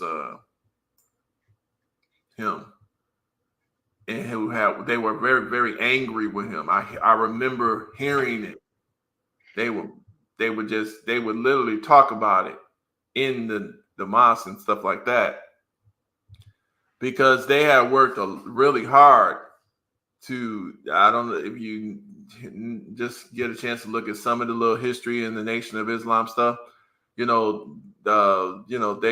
Black folks had built a lot of schools and um, things. It was a lot of things. It was a nationwide thing, and there was businesses. We had farms in Michigan and in of course Alabama and Georgia and Texas and California. There were farmland, and people was in school and doing stuff and all kind of good stuff and banks. Guarantee Bank. Best Bank, right? Is Best Bank still there? Not to my knowledge. Okay, but you heard of Best Bank, right? Yeah. Yeah, Best Bank is called. It was the parent company is Guarantee Bank. That was actually Elijah Muhammad's bank. It was sold. He sold that bank to the white people. This Man, too guy. much of that happens. Yeah, And it's always a friend of mine, Mr. Ballard. He said, it's always one. It's always one out of the children who will sell the dream. Right. He was mad. But if you study it, he was mad because, like, okay, so I'm trying to do this real fast. So basically, okay, so Master Farad Muhammad came to Detroit, taught Elijah Muhammad. Actually, the wife of Elijah Muhammad, which is his mother, Clara Muhammad, is the first one to meet in that family to meet Master Farad Muhammad. She joined first. She brought her husband. They both joined. The whole family joined in Detroit. He wasn't born yet. They started working, and about a year before before Master Farad Muhammad left, he was born, and then Master Farad Muhammad told Elijah what to name him. He named him that. So then Master Farad Muhammad was going. Elijah Muhammad was going through all of the process of traveling the country and doing all this stuff to try to build up the movement and stuff. So he was hardly at home. And they always starving. They always was very, very poor. And, they had all sorts of problems and, didn't hardly have no food and, years and years. Times were hard. Yeah, as he was growing up. So he was probably like 5, 6, 7. And it's always like, where's daddy? Oh, this and that, negative. So he was mad at his dad. He was mad. He hated Master Farad Muhammad. He didn't like none of that. Y'all took my daddy from me, basically. You know what I'm saying? And so that kind of, he never really got out of that, but he knew some of it was true, so he got some privileges, but so that was that. So that's kind of that history there. But yeah, my thing is, that's kind of, I understand when people, so that kind of it, I get a little triggered when people go in on the nation because of course I know it, but I understand people can go in on it because they, people are going to do what they're going to do. And I don't get mad at folks for criticism. But the thing is, and I also get triggered when you go in on Black history, like Black American history or even Black history. Like, I get a little triggered with that because I feel like that's what I was taught. You don't let people just say whatever and be like, oh, this is nothing. And then, then when you correct them, they get mad like you doing something wrong. Yes. Yeah, exactly. And that's what I was saying about Martin Davis. I'm correcting him about, incorrect view, and it's, oh, well, you worship white Jesus. Yeah. Like, where did that even come from, bro? Because he all had nothing else to say. Like, good night. And I've never said I worship no white Jesus. So how do you come to that just because I'm letting you know that you found, and then they'll assume that because you are coming against Joe Biden, that, well, that means you automatically with Trump. See, Mm. But they never go deeper and analyze the fact that, okay, you look at how black people have been treated, by the system. So you don't see that when someone else is being illegally prosecuted just because they white. Doesn't that make you the racist that you're against? Mm. You Well, know what see, I'm it's saying? They not over even here because they're cheering. white, especially Mark Davis. It's not because they're white. It's because they're not Democrat. That's what it is. That's all it is. Mark, he loves Okay, white so people. Mark loves yeah, white yeah. people. What you say? The blue. He loves the blue white people. Uh-huh. That's all. That's that all it and is. that's sad. That's really sad because I can look at and it's frustrating, dude, because some of these people like Robert Patillo, he done passed the bar. He's a lawyer, so there's a level of intelligence there. But then you check out when it comes to telling your people is what is actually happening. You know, Because because there. Okay, so look, the Jonathan Majors thing shows us that what you just said. Well, let's touch on that. I want your opinion on this for a second. So you familiar with this, right? This a little bit. I really didn't look at. Once I found out he was running from her, I'm yeah. thinking, okay, this is over. So, and then next thing I hear, he's guilty. So look, What? let's look at this real quick. Can you see this? Yeah. I'm watching. Okay, let's look at this for a second and just kind of, because I haven't really looked at What? this. Yeah. What do your eyes tell you? I'm just looking, so I got to look at it too. I never really looked at it. So this is a car. Here's an Yep. issue here. I see some kind of scuffle. Okay, I see that's her. That must be him. She's okay. Okay, so look. Okay, so He's like, she's get off grabbing. me. Now look at that. That right there. Look at this. Hold on. But you're guilty. Let's look. No, I just look at it. I Should want I to look at believe it. you on my lying eyes? Okay, so this is them. Looks like okay. He puts her in the car right there. Hold on. See, they walk there. He picks her up, puts her in the car. But I'm just gonna leave. Stay in that car. Stay there. She continues to come out, and he's like, "Dude, she's I'm just grabbing. gonna walk. Leave me alone. Let me go." See, look, he grabs. See, he And pushed her. pushes her back That was it. That's why he's guilty.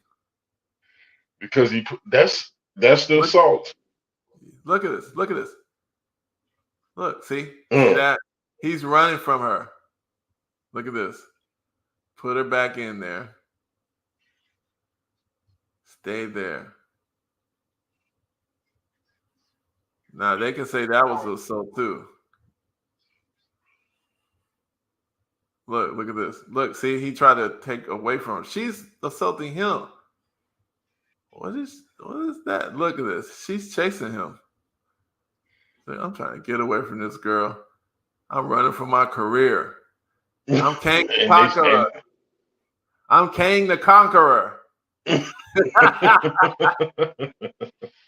No. Look at this. What? How is this assault? She about to get hit. By a car, yes. He gone. Okay. All right. You're mine. You can't leave me. And she wins in court. Look at this. Gone. He's moving.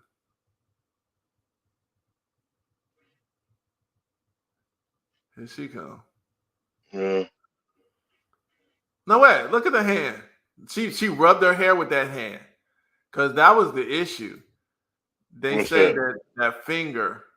See that? Look at that. Finger. It don't seem like it's messed up. She's using her hands. Look at this. Using her hands. Hand fingers looking fine. Look at her hands. They said it broke her finger. What broke her finger? They say he broke her finger when he did this. Put her back in the car. No, when right here. Look at when he this. pushed her. He pulled his hand too hard away from her. Get away from me. And see, you see that? Because he snatched his hand back. That's what they said. She broke her finger because he was too rough when he was trying to get away from her, and so he's guilty. That's assault. See that? See, watch this. Leave me alone. Get off. He gone, You bro. can't leave me. He ain't even push her down. Now she's explaining to all the other white people her side. She's talking. See, that's the problem. You got too many. He pushed me and he left me. See, look at this. Who is this? Who is this that did that to you? Jonathan Majors. Who is that? Away from me. Look at her hands. See, that's him right there. Oh my God. Get away from me. Stay away from me. Look at how the other white girl reacts. She stepped back like, she's gonna come after me next, and she's chasing again. Usually you chase alone. You're done. It's daytime now. Bro, get away from me. Look at her hand.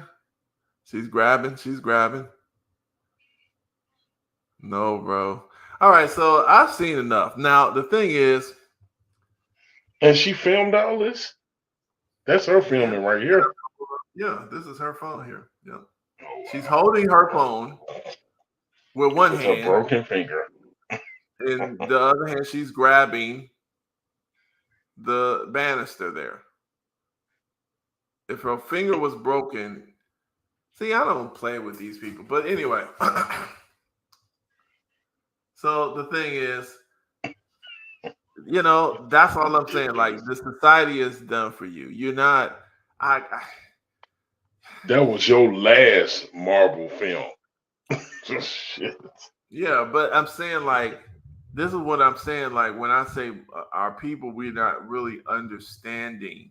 We think we have a choice. We got to do something.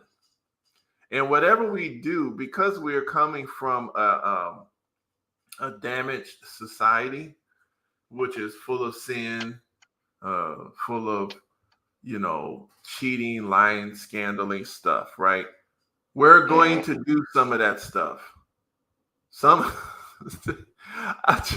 don't know what we think. Like, look, we're going to do some of this stuff. Okay. But guess what? We still have to build a group of society. We have to build something that we are running.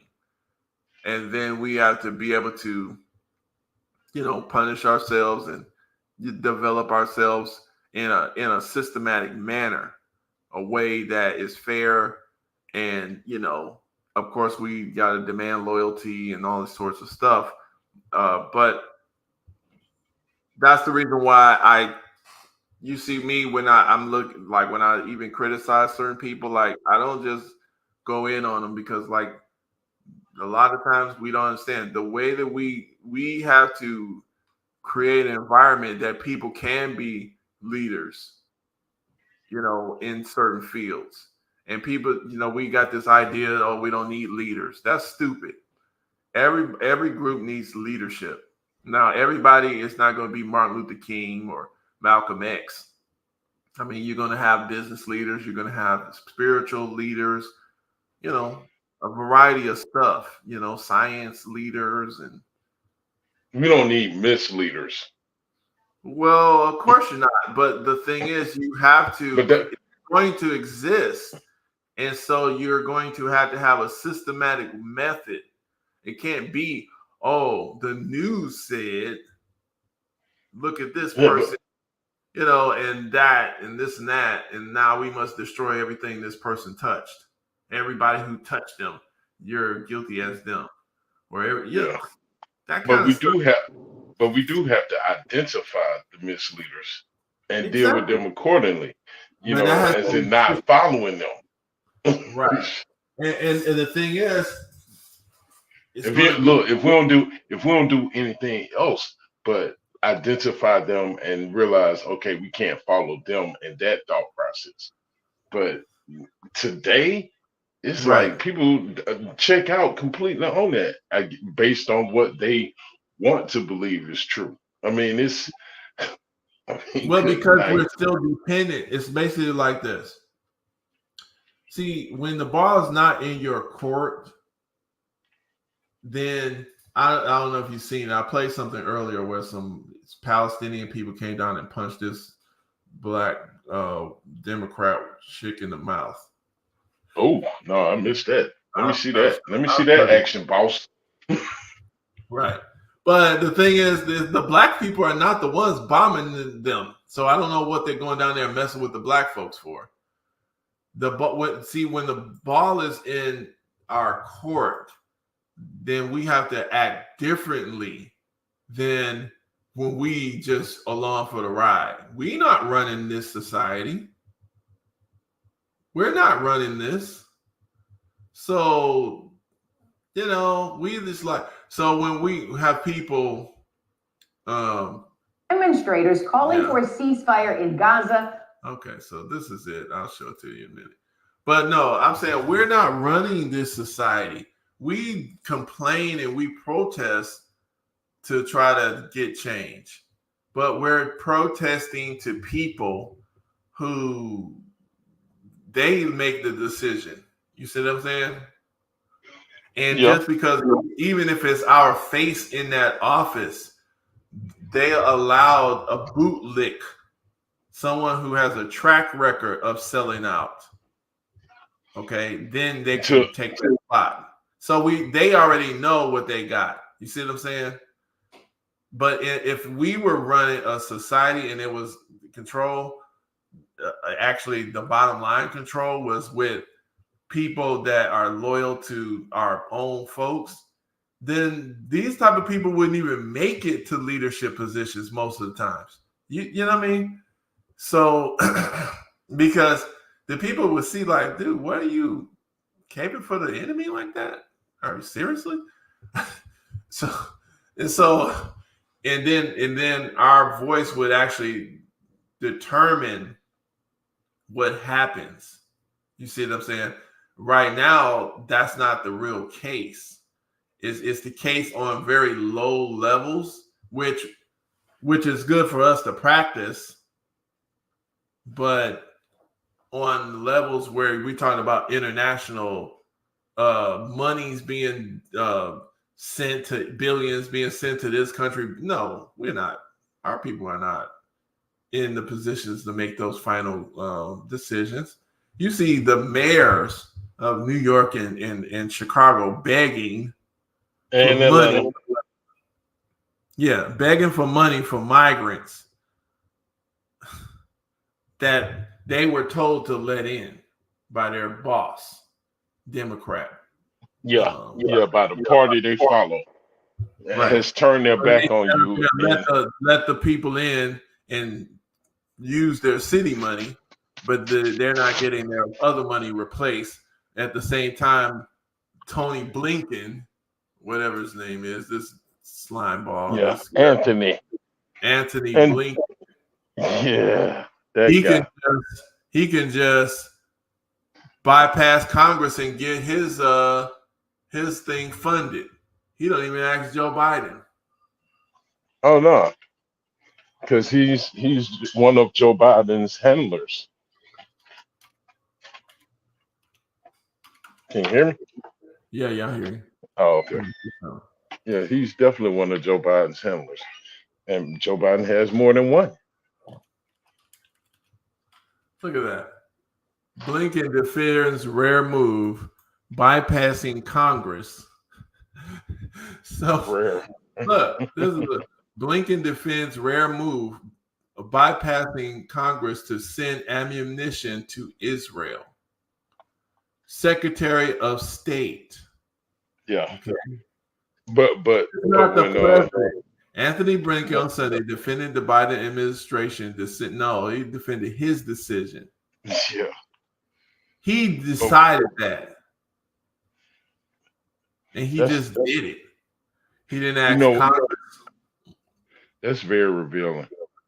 Yeah, And exactly. I'm I saying, mean, people, we don't get that. That's why I show this picture. Look at him. Look how he's looking at Biden. do what I say, boy. Your old ass up. Don't mess it up. You can look at him. Who's the boss? Who is the boss? Right there in the middle. Yeah, see? That's those triangles. Yeah. So yeah, my thing is this. So let me show you this footage so you can see it. But that's all I'm saying. Like, black folks, we don't. This is the position that we're in. We can't see. You have to have a system in order to survive. And the reason why we don't want to criticize this system is because we're depending on it to get our money, especially when you start getting into the political commentary and you start getting up there into these circles. You like, I'm Patillo. I know what pays. I'm not about to, say this or say that, because then that's gonna cut off my money. So And I can't and look, and I can't let you say this or that. Exactly. Because I need the people who are following me to not think for themselves. Right. And so that's my point. But see, the thing is, if we knew what position we were in, we would understand that you're not going to. They're just setting you up to do you just like these people that they're killing up wholesale right now. And that's you.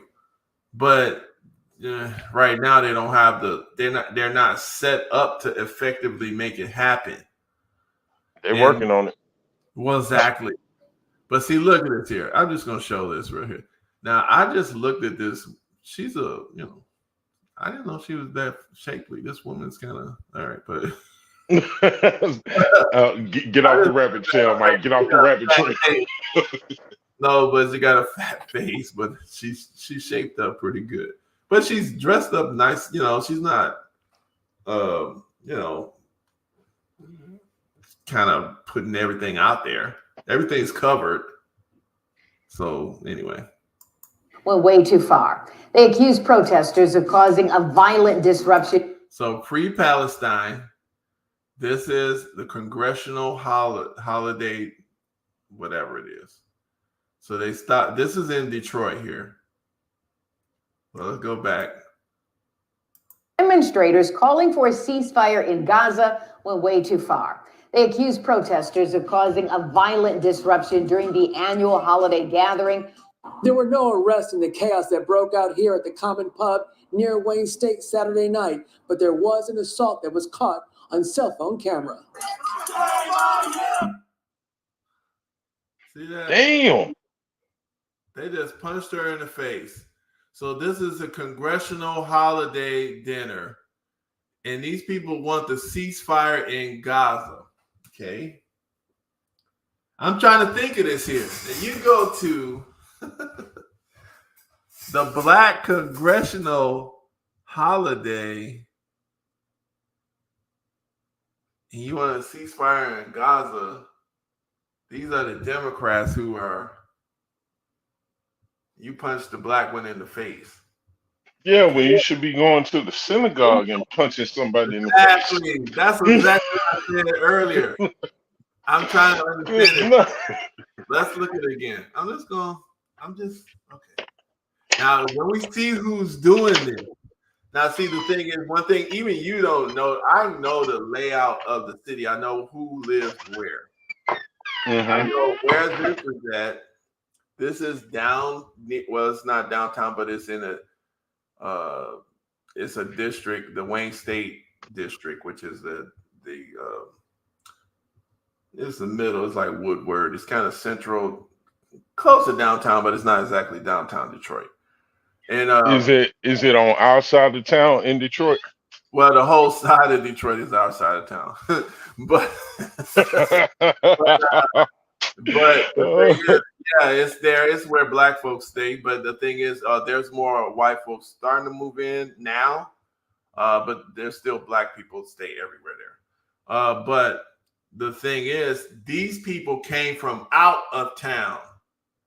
So the southern part of Detroit, southwest areas are where the Muslims, Arab type Muslims live mostly.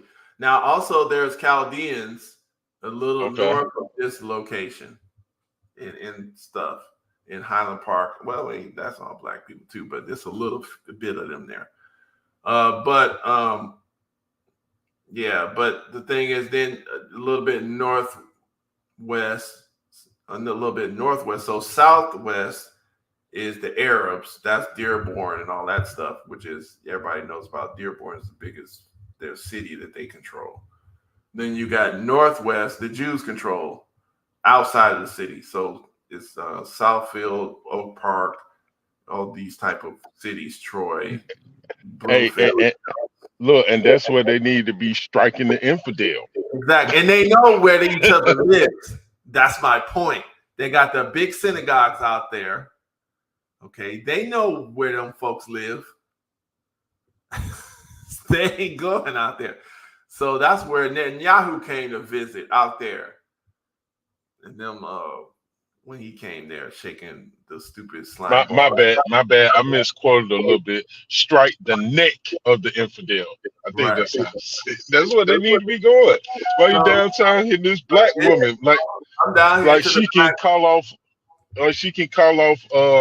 Netanyahu in his quest. Exactly. Yeah. Come on, man. These is the ones that couldn't stop Flint from getting poisoned. Yes. And Netanyahu and shook that slime ball governor's hand. Oh man! They poisoned Flint.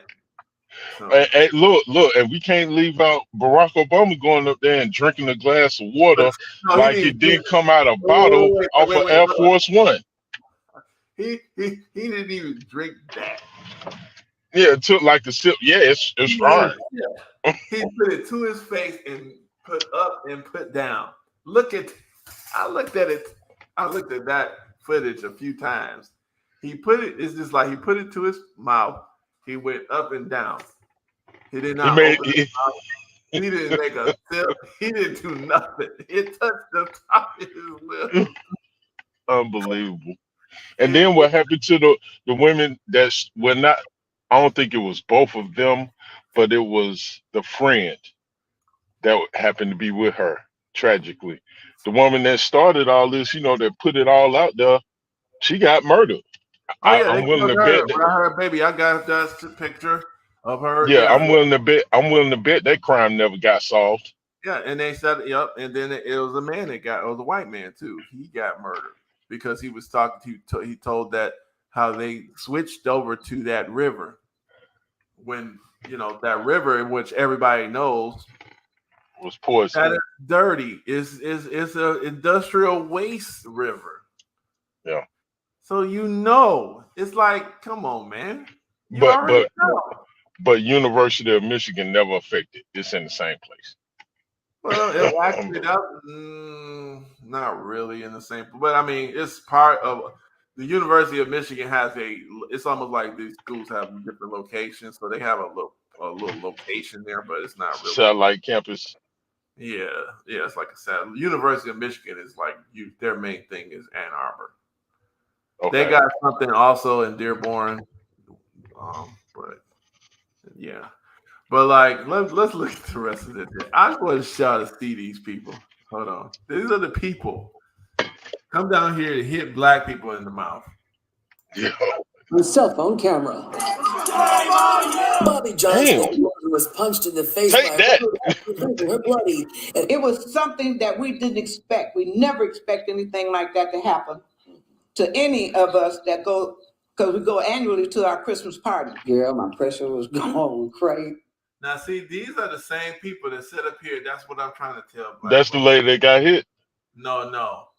These are the old black Democrats that be supporting this crap from the Democrats no matter what, because they get to go to the annual fish fry and the annual Christmas party for the Democrats. And, And but they the same one. Go ahead. But they the same. They're the same ones that will say, and this happened to me yesterday. Will say, "Well, you aren't protecting black women," Exactly. because I'm calling Ruby Freeman and her daughter Shay Moss out on what they did and saying that they brought that on themselves.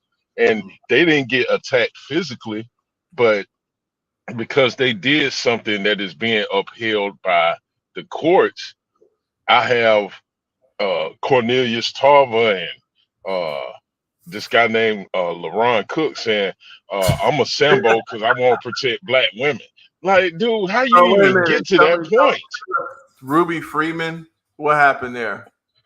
Ruby Freeman and Shay Moss are the mother and daughter who just got a settlement from Giuliani for 100 and something million. 148 And million. yeah, 148 million. And I just asked Patillo, I mean, you seen the video. What part of the video don't you believe? You believe what you're saying as far as they didn't participate in any election interference, but the video says different. And Ruby Freeman asked Harrison Floyd and Trevian Cootie to meet her at a police station to talk about whatever happened, and it's on police body cam. I haven't seen it yet, but it's hard for me to believe that you're intimidated when you're the one asking for these people to meet you at a police station.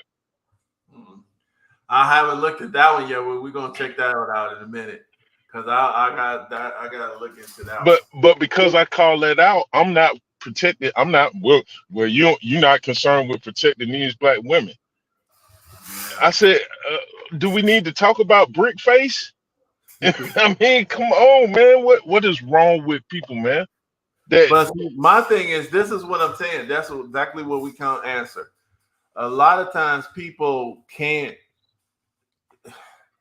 The situation that we're in, okay, it is leading us to a wide variety of different responses because it's not a consistently fair situation. So some of us are going to try this method of survival. Some of us are going to try this method of survival because we're like, oh, we need to align ourselves here. Oh, no, because that's wrong. We need to align it. See what I'm saying? And so it's not about what's right and wrong. It's about we need to be aligned with this group or that group. Then whatever they say might is right. You see what I'm saying? Yeah. That's why a lot of this stuff is stuff that we can see that's probably obviously right or wrong is not being called out like that. So yeah, let me explain this real quick. Let me see something. So let's look into her. I want to finish this because it's a lot in here, but my heart was beating fast. Some wearing t-shirts saying Free Palestine. Some longtime political activists say protesters went too. Now look at these people. Yeah, they look real Palestinian. That is not an Arab. No. That's not no Arab. He talking about Free Palestine when they hit her, then he wants to jump in front. You brought him down there. Yeah. He the one brought him down there. This dude with the glasses.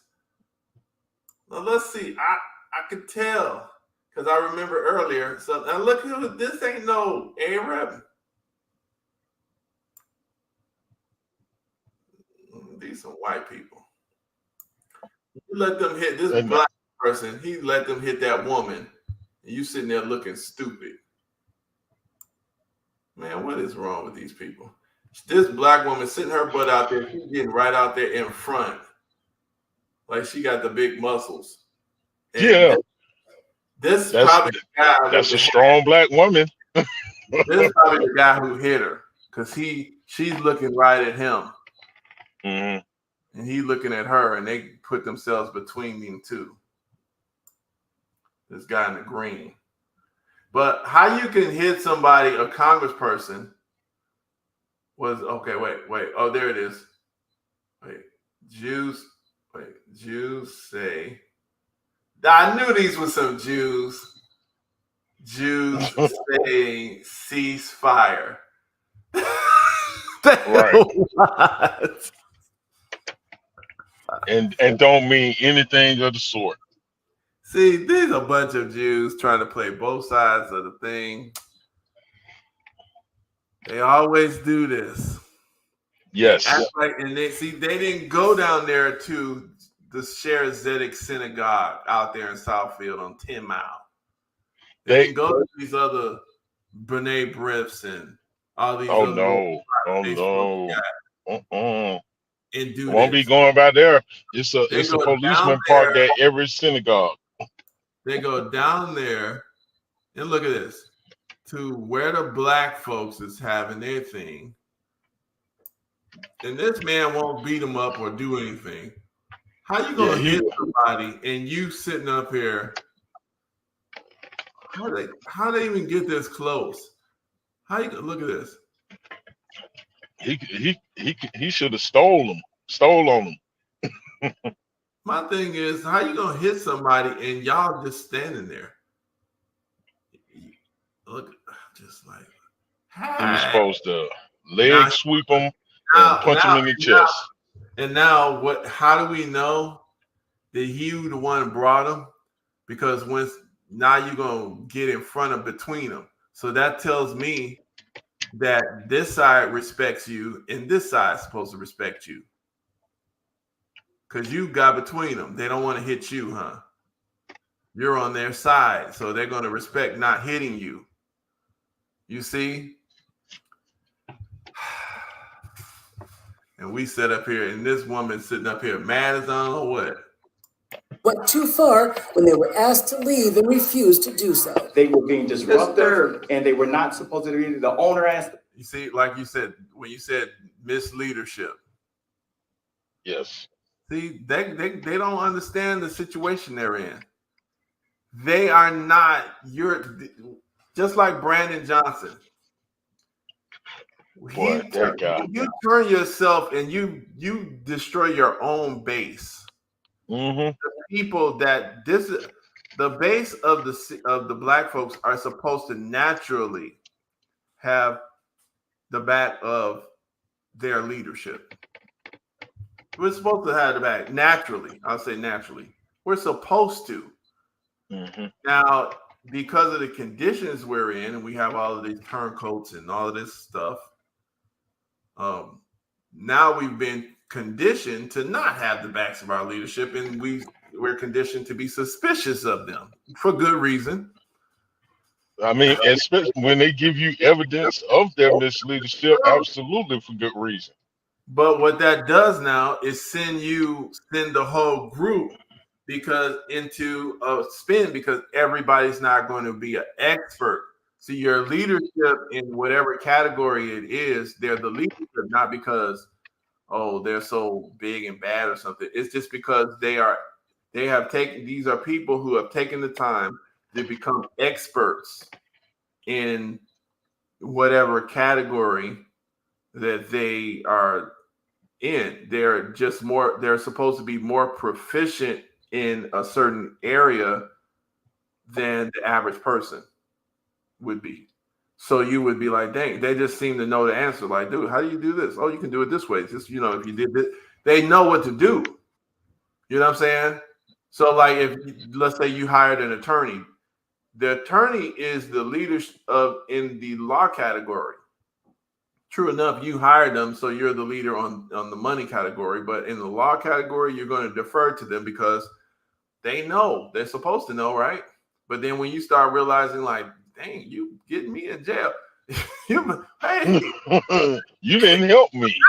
You're arguing my case correctly. You're not bringing the benefits to us like everybody else's leaderships is bringing their benefits. Yes. Okay, well, it's a problem. Now we're suspicious of you. You see, that's and rightfully so. Exactly. So now, but the thing is too, the dumb black leadership. See, now for your safety and your security is in your foundation, your base. But when you become a turncoat and a trader, now your only security is in the people who are paying you, and they can secure you if they feel like it. Yes. But they can allow you to just go and be destroyed.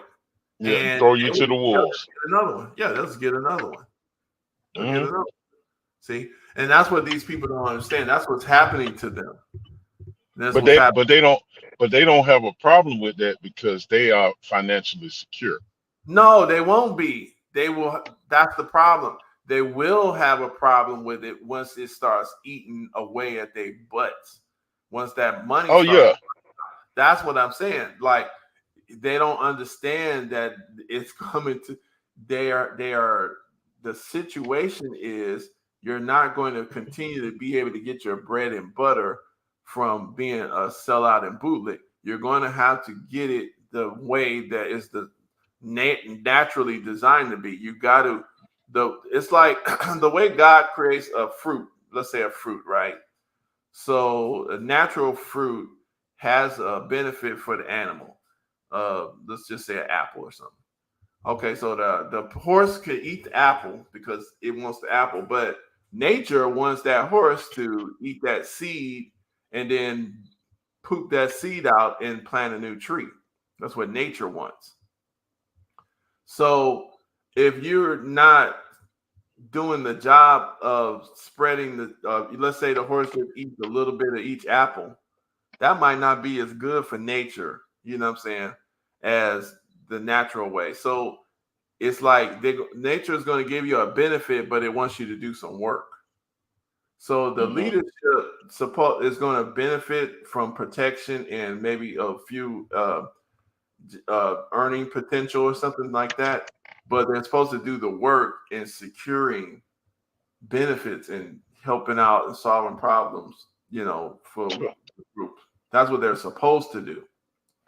But these folks, they're starting to see that they're being thrown to the wolves. I don't understand how you're going to have a protest. That tells me something's wrong here. How you going to have a protest against black people in Detroit talking about free Palestine? Yeah. Like black people can free Palestine.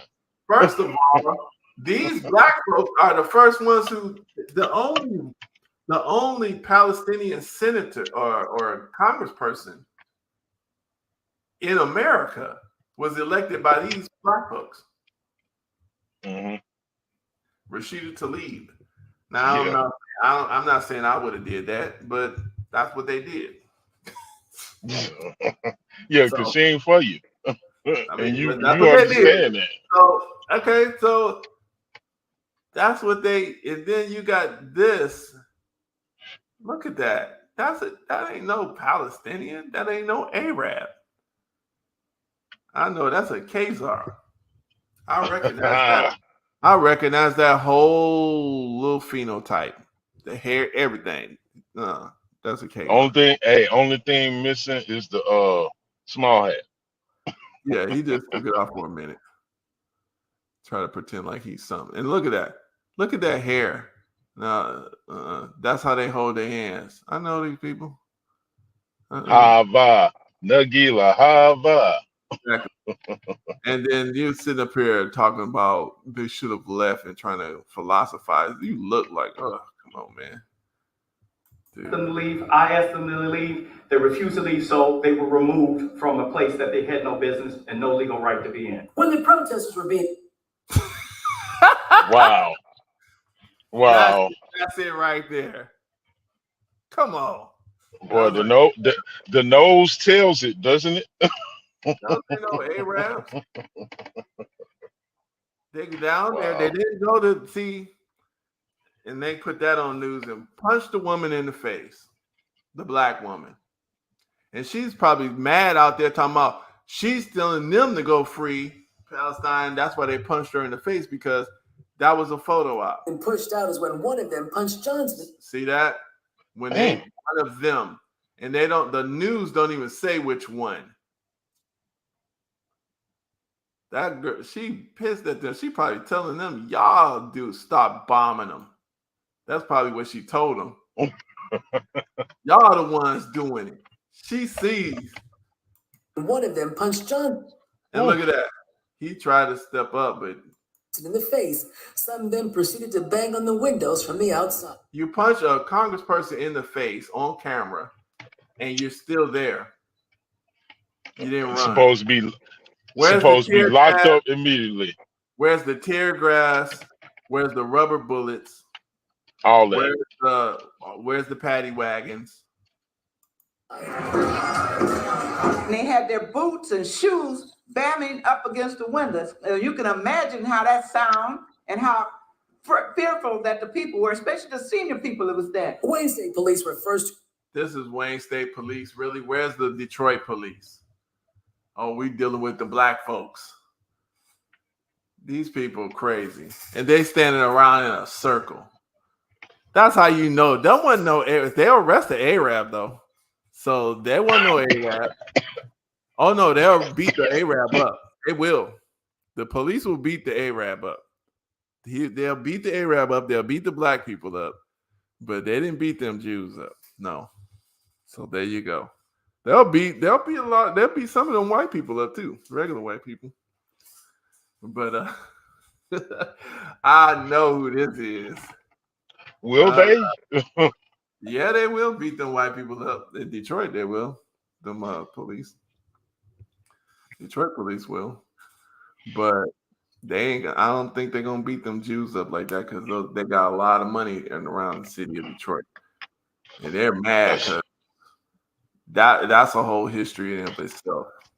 But they're trying to move back in the city, and really they are moving back in the city because they got that white mayor. They're investing heavy back in the city of Detroit, and downtown they've gotten the East Jefferson, so they've gotten a big section that was a bunch of abandoned buildings. They bought that up and put a bunch of nice stuff there, which is good, but they're growing out from that. So yeah, they want to try to, and it's hard to run the black folks out of Detroit because black people in Detroit own their homes and stuff, own a lot of land in the city. And they don't want that property value to go up too much because now, dang, these black folks got all of this money and properties.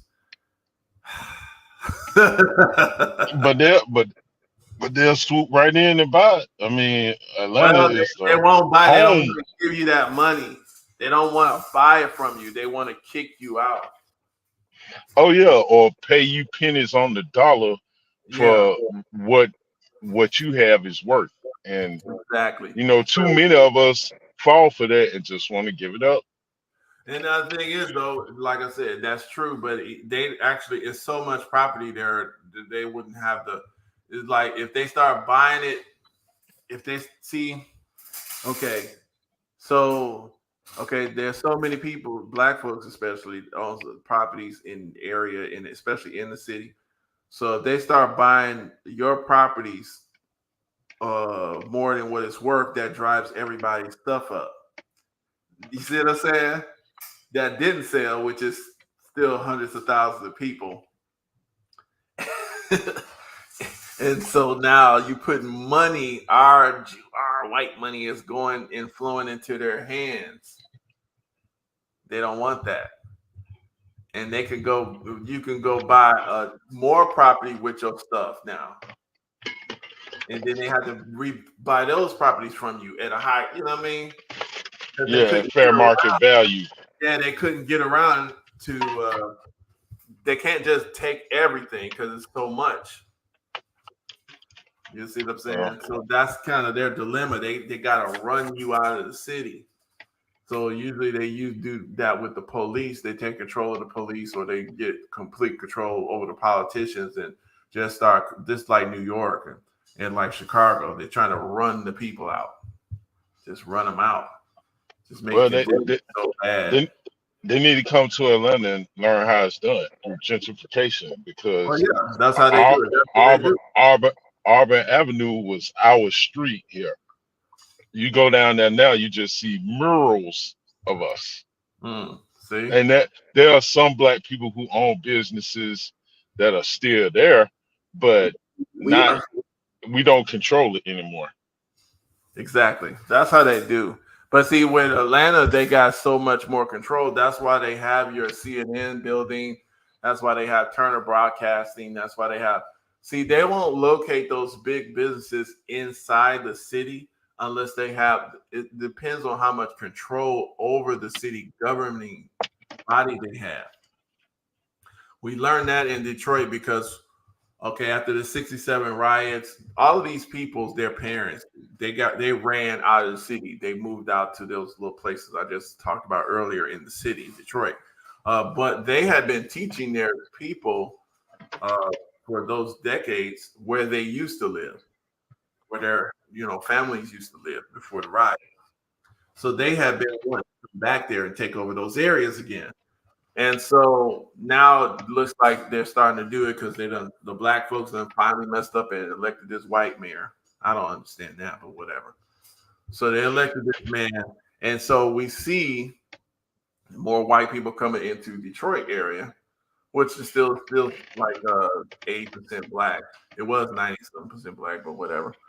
Look, I can see how it happens. I Mhm. mean, because when you keep having this black misleadership placed in front of you, eventually it comes to a head. I mean, look at Chicago. They, you probably seen the footage that's out here on the interwebs, where black people are saying, "Hey, Green Party, now's your time.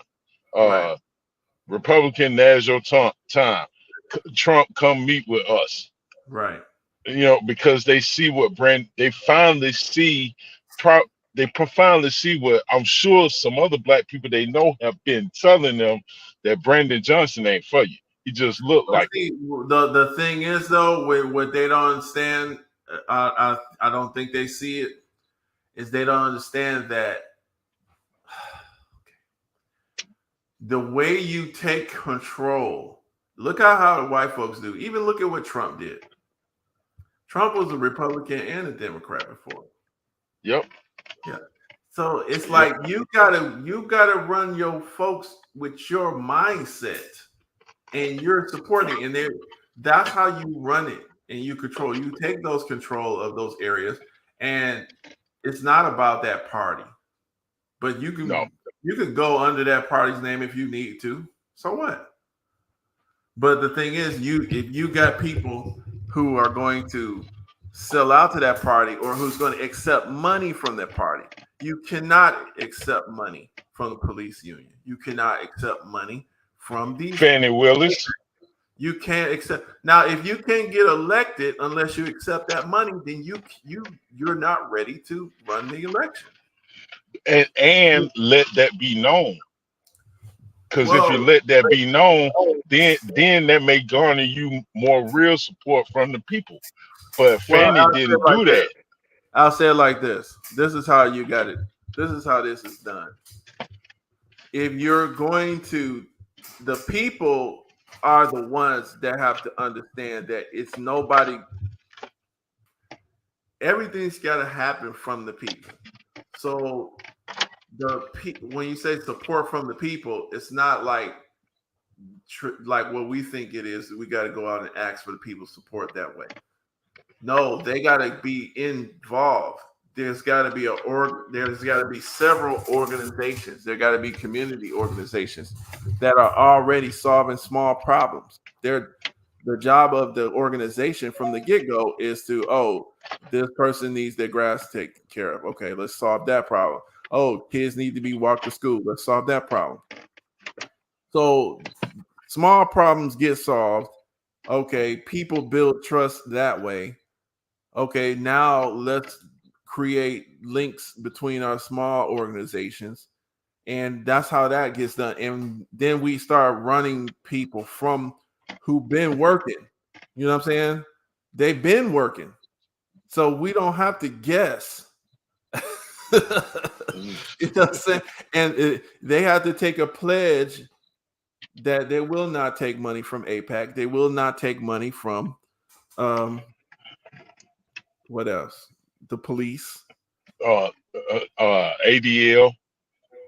Yeah, you can't take money from none of that. You can Yeah. only be funded. And see, that's why I'm saying people don't And understand. and and It's that's why I don't mhm. that's why I don't understand why here locally they voted for Fannie Willis.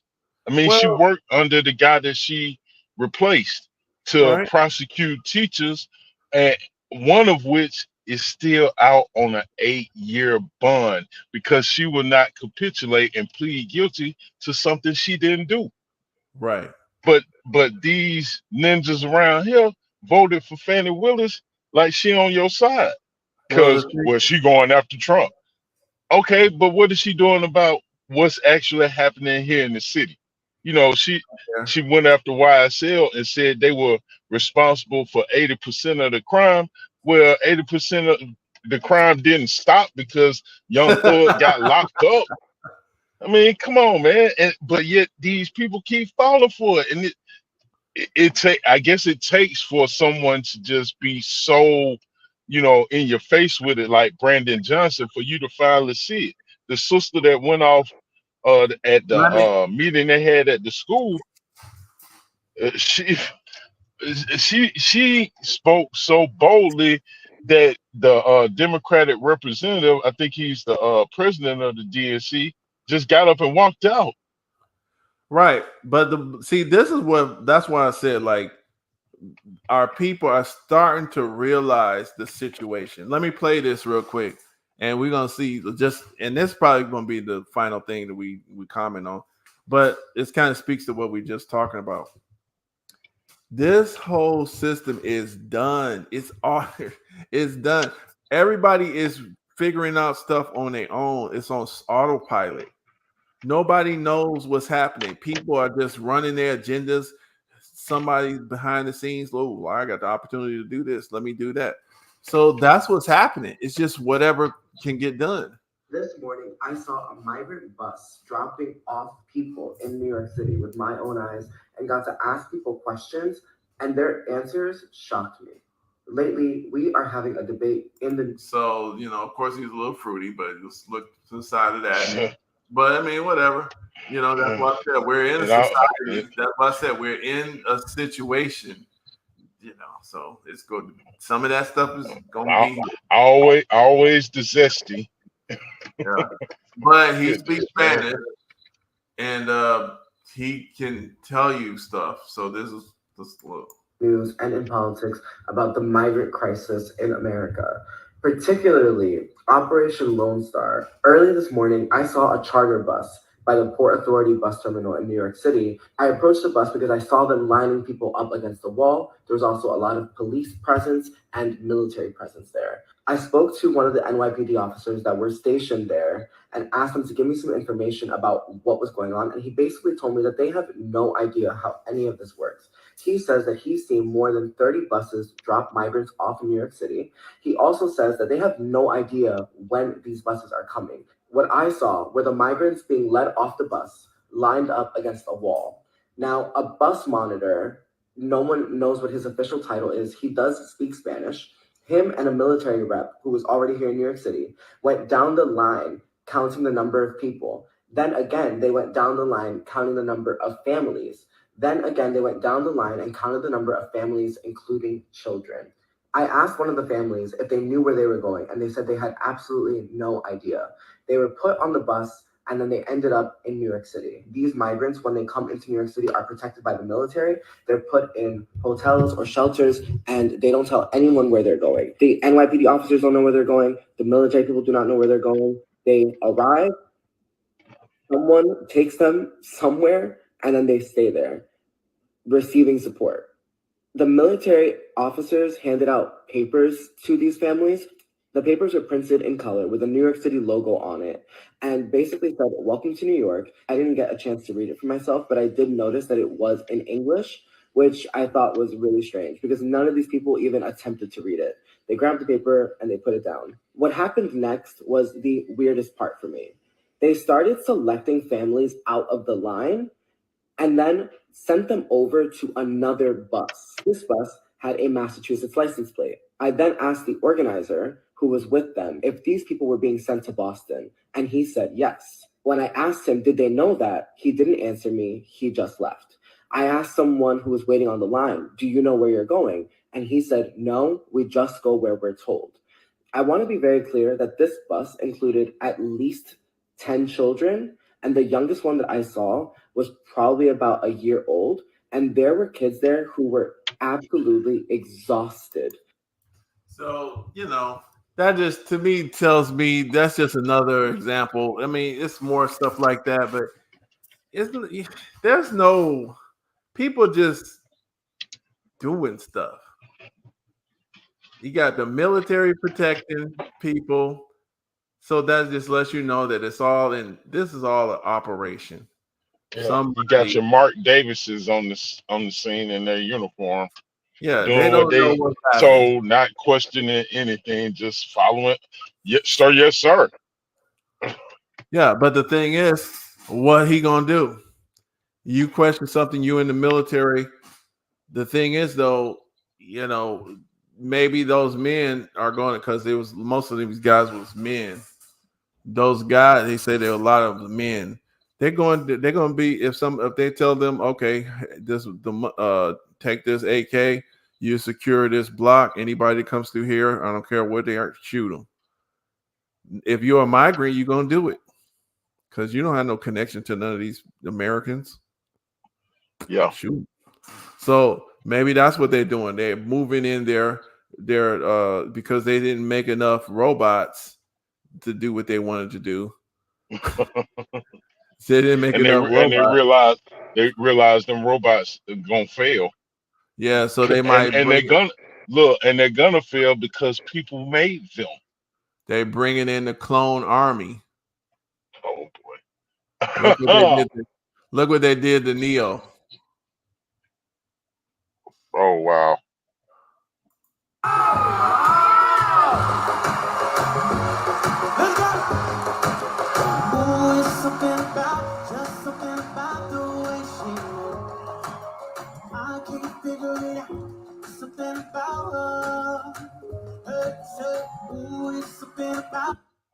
A pink tutu and this man singing.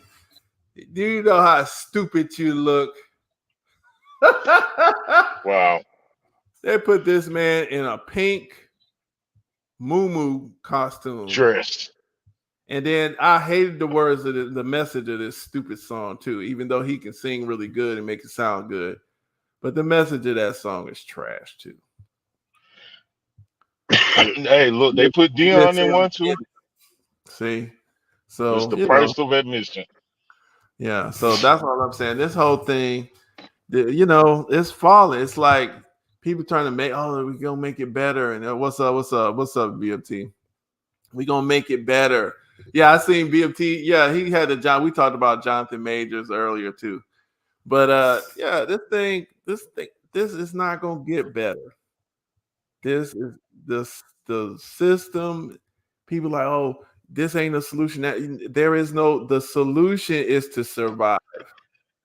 That's it. But check it out, Mike. The same people that were telling me yesterday, I won't protect these black women, are the same people who believe a man can be a woman. Man, and support all of that. But I'm the one that won't protect the woman. Listen, like I said, Leroy, people think they can still align. See, they think like protection is aligning themselves with the right faction in this thing. So some people think, oh, I need to be with the liberals. Some people are, oh, I need to be with the conservatives, and they're gonna protect me, and they're going to be the winners and stuff like that. Mm-hmm. Like, no.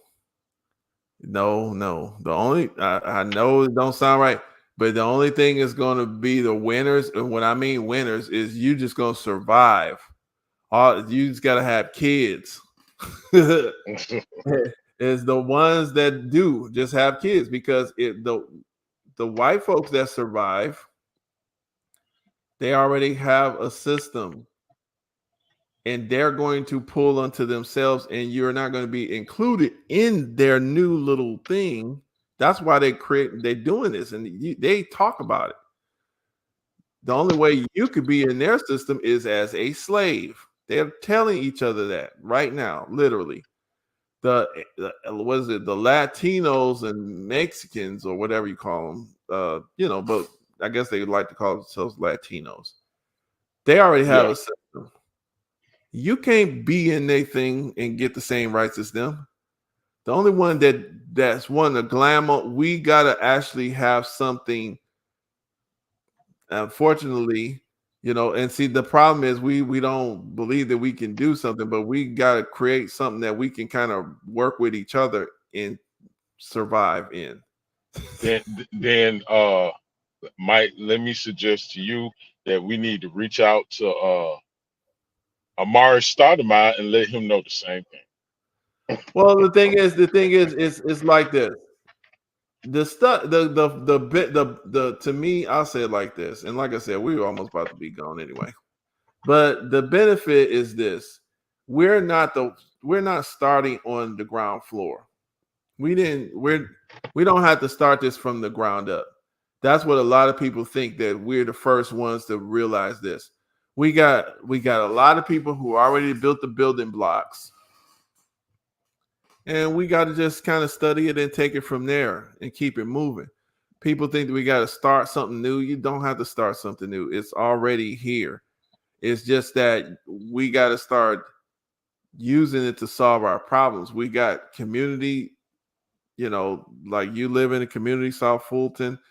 We already know that we are Black people. We're original people. That doesn't mean that we are not a tribal. You can be a tribal person and Black. And you can be from Africa. You can be from wherever you're from. So the stuff Dane Calloway, that's why I said Dane Calloway, to me, that's where he makes his idiotic move. He wants to say, I'm Indian, not Black, which if you look at Indio, it means dark. It means it's dark color anyway. So I don't know what the hell he's talking about, because Indio is a color. It's just that you're just talking about we're all a part of an original group of people of the planet, and we got to do something because we were just our history was erased. So we just got to start, we just got to understand that. And as we moving through, we recognize like, okay, these people are trying to move and do something on. They having some problems. White society is having some problems. They want to, fight each other because Arabs are considered white. We got Jews, they white. And then you got these WASP or white Anglo-Saxon Protestants, they white. And look like they having some problems. And they want to fight each other. Hey, we don't need to be all up in there trying to defend them and argue their points. I'm not worried about them. To me, I'm just like, we got to find us some schools that we can have some people, make sure our kids get educated. We got to be teaching our history and stuff, and we got to have our fun. Jonathan Major, we got to try to get our successes. To me, with the Jonathan Majors thing, if he could this was actually good for him, in my opinion. It wasn't good that he lost the Kang little role or whatever, which he probably did a very good job in. But he didn't get no felony. You know what I'm saying? So of course she's gonna sue him. But I don't think it's not like he's like a Puffy. Puffy, he's and TD Jakes, you hear all this stuff going on with them. Oh yeah, Pastor Powell about him. Yeah, they're trying to connect Puffy and TD Jakes and all of that stuff. So all of that stuff has to be exposed. But it shouldn't surprise none of us. It shouldn't surprise us. Let that get exposed, because this is the kind of society we in. We try to and it needs to be exposed. And right. And I'm glad to see it. But at the same time, it's not. We also got to have understanding as it's exposed. We try to integrate. They've been doing that. You know what I'm saying?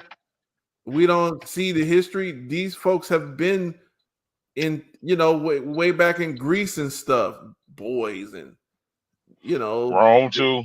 kids and stuff like that and all this stuff. They got a whole organization called NAMBLA, which is North And, American Man Boy Love and all yeah, that crap. yeah, yeah. That's National man. It's the National Man Boy Love Association. But For- we tried to integrate with this. So of course some of us follow those type of behaviors. So, that should just be a lesson. It shouldn't be, of course they're going to get punished for what they did or whatever. So that's of course. But at the same time, it's not like, oh, if you just because you didn't fall for that problem, your kids could fall for a different problem. So the problem is we just gotta, just understand, like, okay, be proud of our own systems, show our history, and just solve problems. That's, to me, my thing is day to day. Just like I said, like BMT. One of these days we got to talk. I've been working, but I think we can. I'm gonna do some more shows. I'm gonna try to catch you on your next show because now I'm off for the next few days. But BMT, I gotta talk because BMT had his father. I love one of the things that, since he was there, one of the things that a lot of people, I think, on social media that BMT interacts with, they're jealous because BMT has a continuity of family. He has something that most black folks don't really have as black folks in America, meaning he has a strong connection with his parents and the land that his tribe and his community built and preserved for them. So he's there. He has a connection with his community, and he has a connection with his children. And he just is what it is. It's not something extra special. It's just his life. And he doesn't have to try to do nothing extra special. It's just how he is. And, like a lot of people, I think they be disrespecting BMT on certain stuff because I don't think he realizes it sometimes. Like some people be disrespecting BMT, and he realizes it sometimes, but then sometimes people just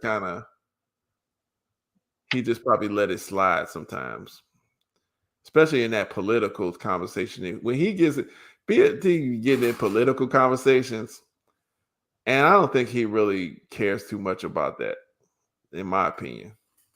He cares some about it in his local stuff, but most of his stuff is about family, land, business, making money. Then he gets into gaming sometimes, but his stuff is, like these political hacks. I can't see him really being good with them. Because like those Mark Davises, the people like Patillo and all the people that's all into the politics stuff. Nah. So he has father on. One time I was listening to his father was making some sense, and so that was pretty good. But yeah, I just think that we, every now and then we talk about stuff like this. Like I said, I've been busy. I'm sure you've been busy. You've been working, taking care of your business and your family. Sir. Like you had your family. Your family did good and preserved something for y'all. So yeah, and I I'm know in you a have a position where I problem. gotta I fight. know every time I say that, I know don't bring up the negative. When you talk about the stuff, try not to always bring. There's always a negative part to something, but it's actually a positive thing. You know what I'm saying? Yeah, it is, It's a and that's positive problem that you have to deal with. So yes, and that's I why I don't said want to I'm trying to I fight don't want to to associate your keep that. stuff with negative every time we say something about it. I want you. That's actually a very good of course, there's problems, yeah, but it's a good thing that somebody thought of Look, y'all. Mhm, a friend of mine, a professor up in Ohio, mhm, I talked to him about this situation. He mhm. said y'all have some good problems, Yeah, and I understood exactly what he meant. You exactly. know, Yeah, so and that's and what and I got that. It's just and it I'm fighting is for what that. it is. It's a blessing when just like what you were saying last time. It might seem like a problem, but it's a blessing because it's something that you know that's supposed to happen that that you have the ability to deal with. And that's it. Oh yeah, yeah, Yeah. definitely, Lord So willing, and we all over it. yeah. So anyway, I'm about to head it off, y'all, and yeah, we done hit near 3 hours, so that's pretty good. But yeah, we about to head it off. Maybe we'll do one a little bit closer before since I get back into the groove just a little bit. We try to do something, pick a couple topics, and we'll throw it. We'll probably focus on. We'll try to do the religion thing a little bit. Study on your Jacob and Esau and stuff. Let's go over that some more. And how they using them scenarios, because that's what it Yeah, you is. see it now, don't you?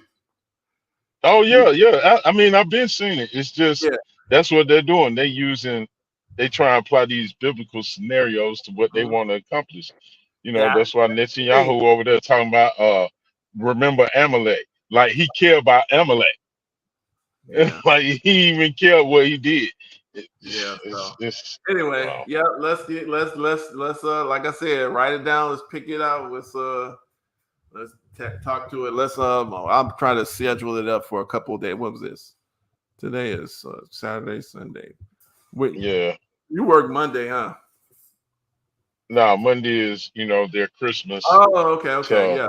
yeah. Yeah, I actually, let's work. have a conversation then. We'll try to schedule something that we can maybe BMT or somebody else. We can all, see what's up. All right, that's what's up. All right, then. Peace out, guys.